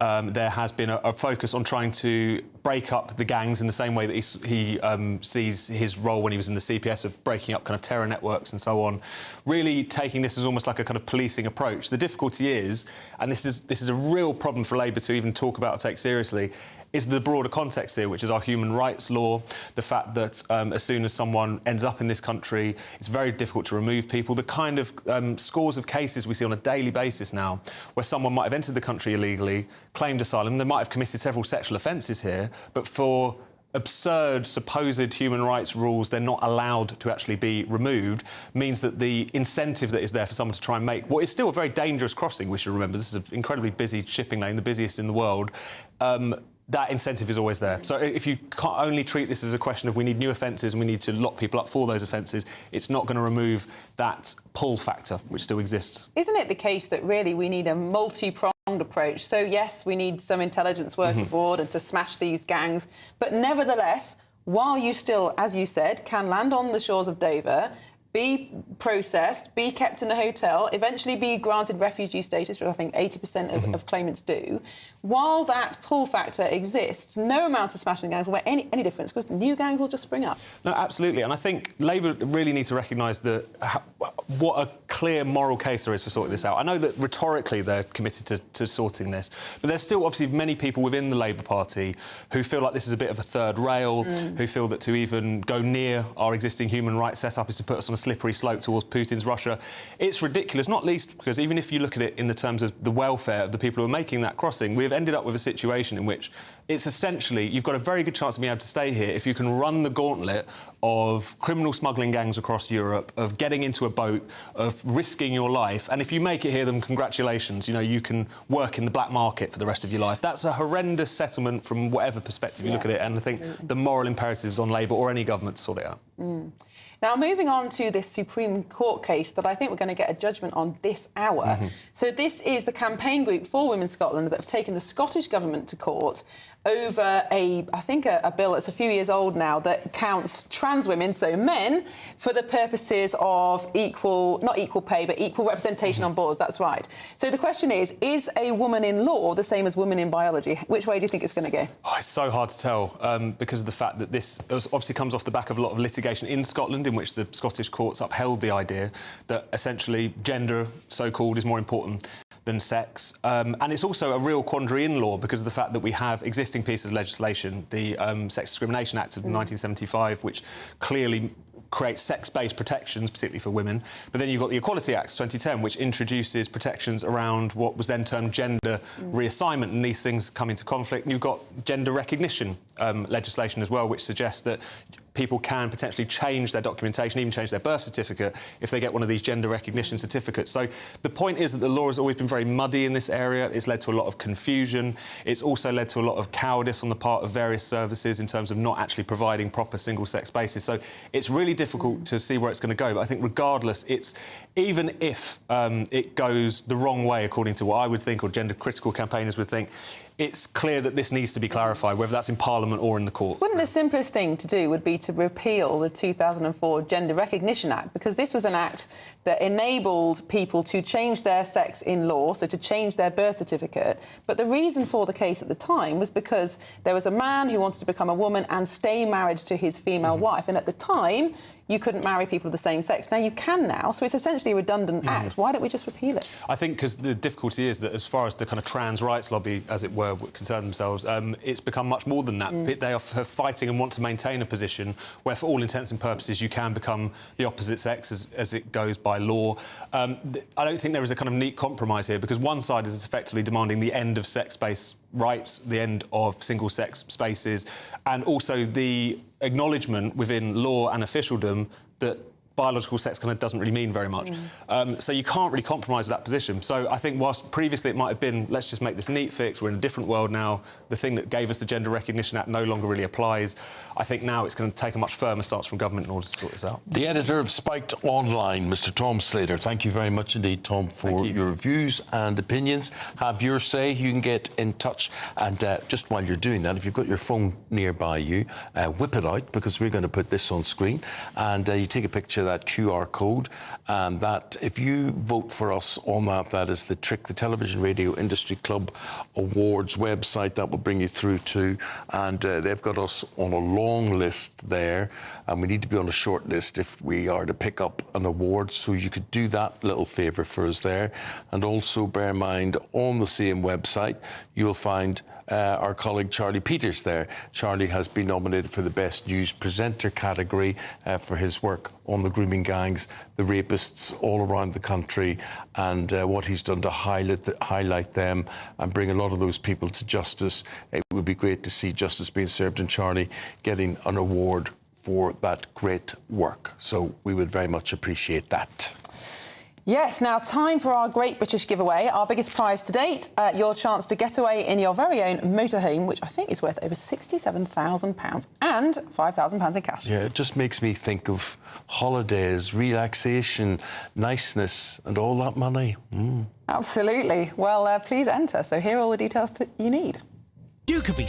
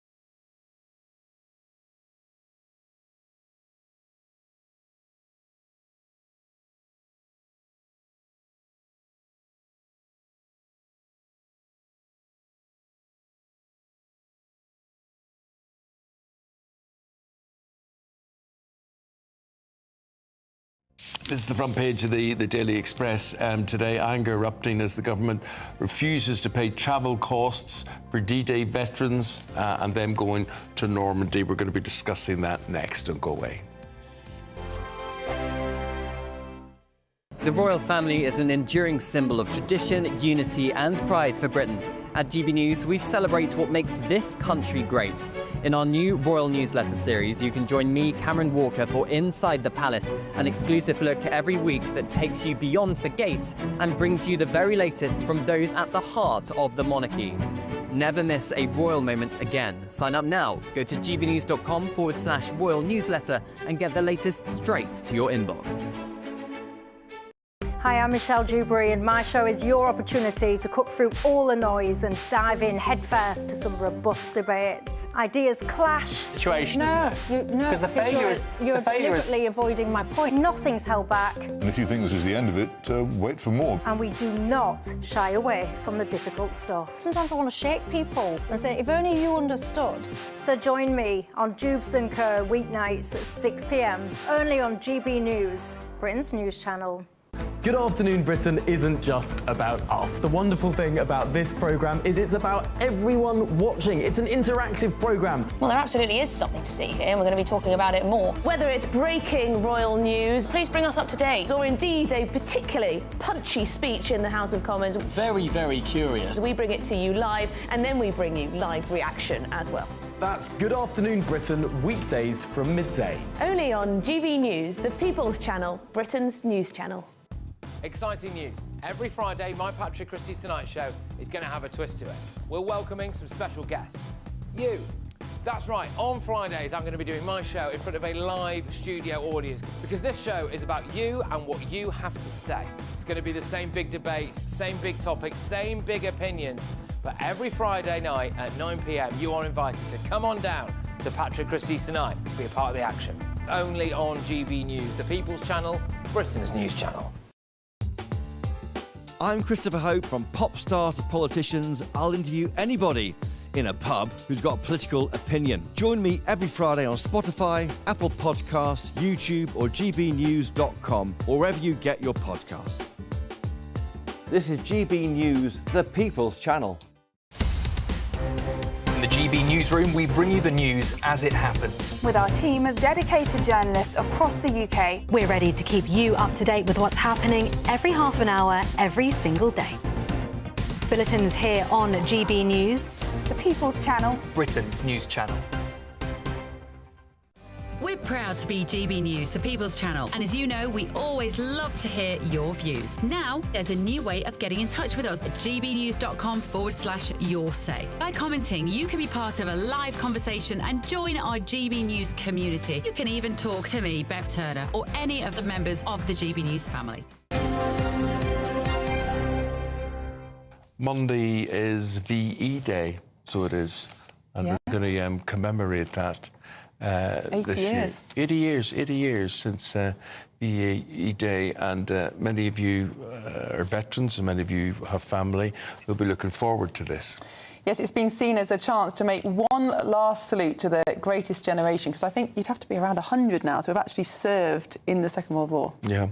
For anger's erupted after the front page we showed you there just before the break, after the government U-turned on its pledge to cover travel costs for veterans to Normandy. We're joined by CEO, Armed Forces and Veterans Breakfast Clubs, and that's Derek Hardman. Derek, what are you making of what you're hearing here? I don't know how much truth there may be in this. Yeah, good morning to you both. Yeah, well, that's yet to be confirmed. I've only heard myself this morning, but if this is actually true, this is appalling, because it was only last year that Keir Starmer and the government were waxing lyrical about the greatest generation and how honoured they were to meet them, etc., meeting D-Day veterans. And when you think there's perhaps 200 World War II veterans left, and only a handful of those are D-Day veterans, the amount of money that we're talking about is, in the grand scheme of things, peanuts, absolutely peanuts. And if it weren't for people like those veterans, we wouldn't be speaking English now, for example. We'd be on the TV speaking German, and it would be a whole different society. We've got VE Day coming up next month. It was the 80th anniversary of D-Day, like you said, last June. What does it mean to these veterans to go back to Normandy to retrace their steps? I imagine it has the same effect, in fact, more of an effect on them than it does any of us visiting places in which we served, etc. You've got to remember these guys. I've spoken to a few of these guys. Last year, I was privileged to meet John Dennett, who was on LSL 322. He was 19 years old when he hit the beach on D-Day. And we sat and had dinner with this guy, very alive, very with it, you know, and he talked about people that they lost that day. He said when they were on the ships, you couldn't see the surface of the sea if you looked left and right. All you saw was the side of ships, and they thought they were invincible when they got on board. He said when we got to the Normandy beaches, we realised that none of us was invincible. So that kind of tells you that the people that faced that is so significant, and the reason that they did it is to allow us to have the freedoms that we have today. And now, should that not be honoured? The fact that this very country is free because people like him took those risks and made those sacrifices. It's beyond me that they can actually cut that of all things, you know.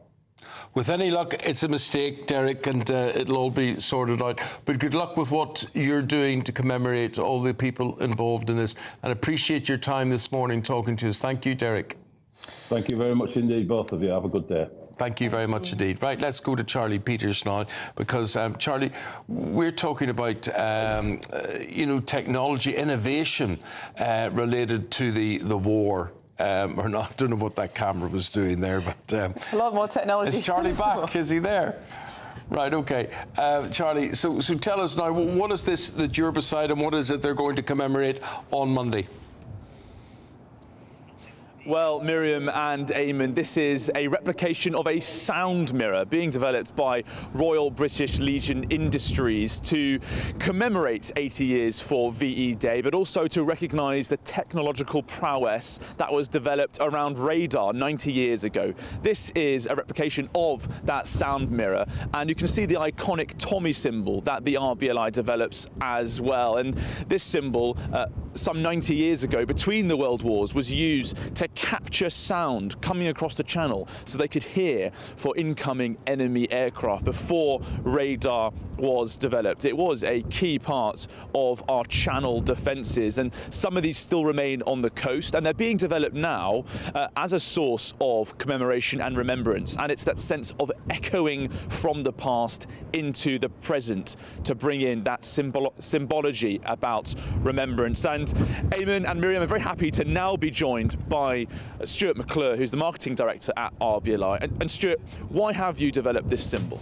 The key reasons really are to shine a light on what people have sacrificed in the past, so allow people to commemorate and remember that, but also to shine a light on the work that RBLI does to support veterans.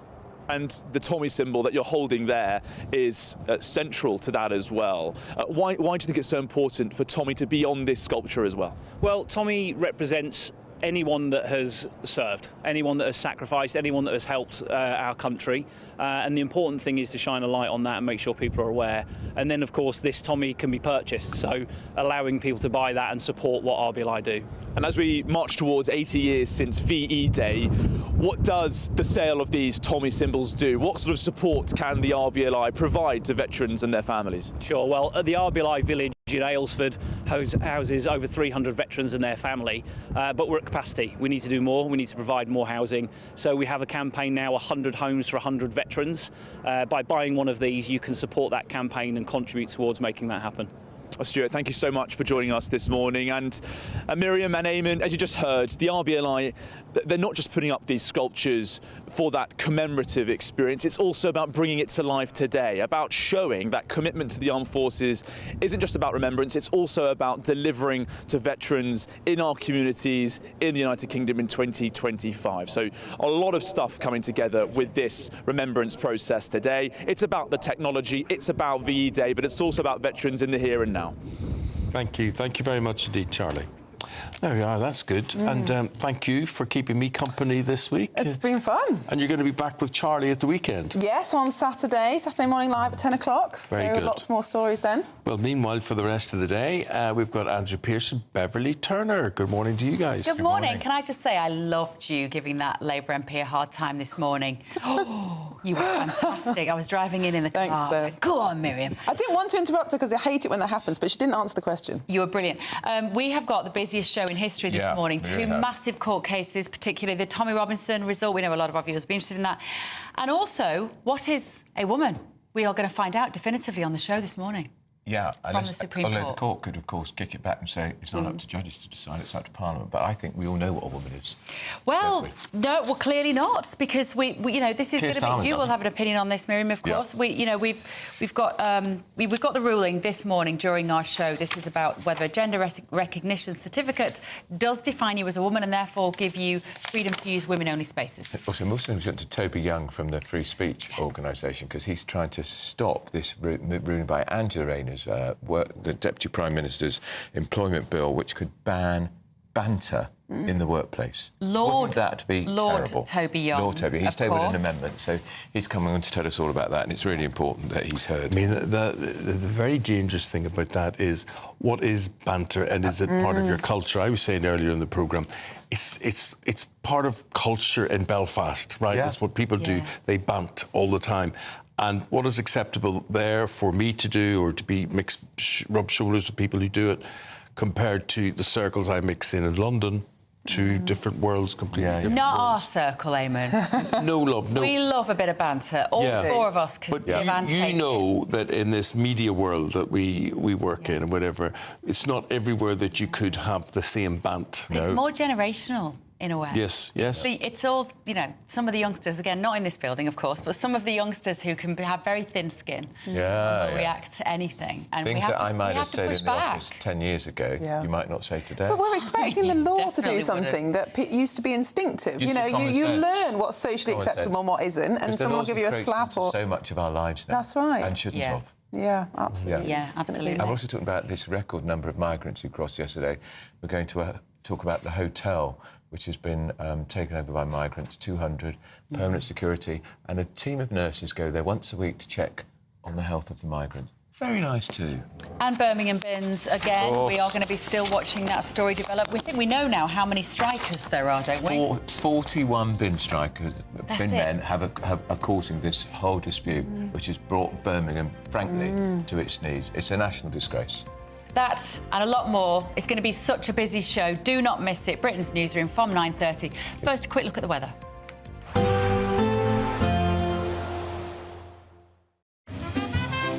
Heavy showers first thing will be followed by a warm, cosy day.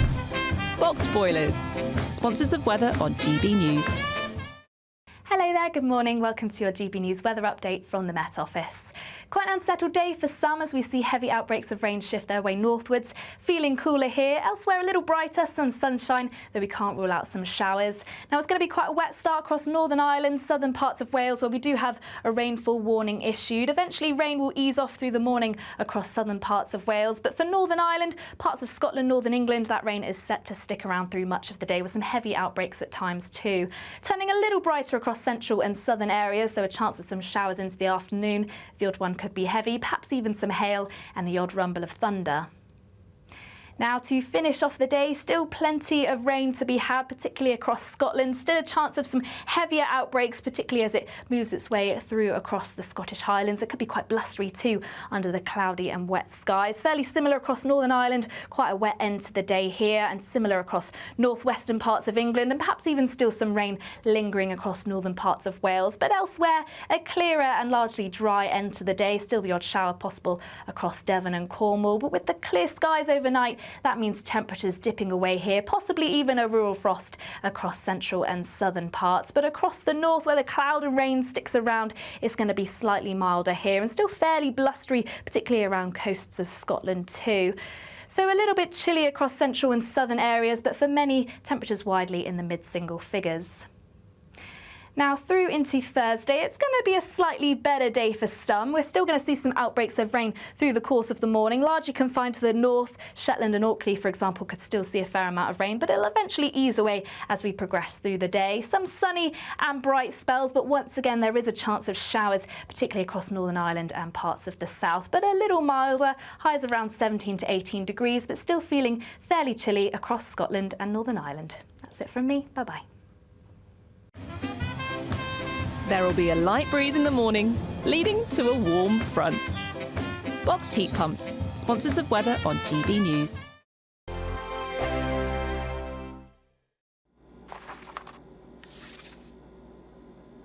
Crash Law 24 sponsors GB News Traffic and Travel Report. Good morning. The latest AI travel news from gbnews.com informs us of multiple traffic incidents today. The M8 westbound is experiencing restrictions after junction 25 near Braehead due to debris on the carriageway. Motorists should proceed with caution and anticipate congestion.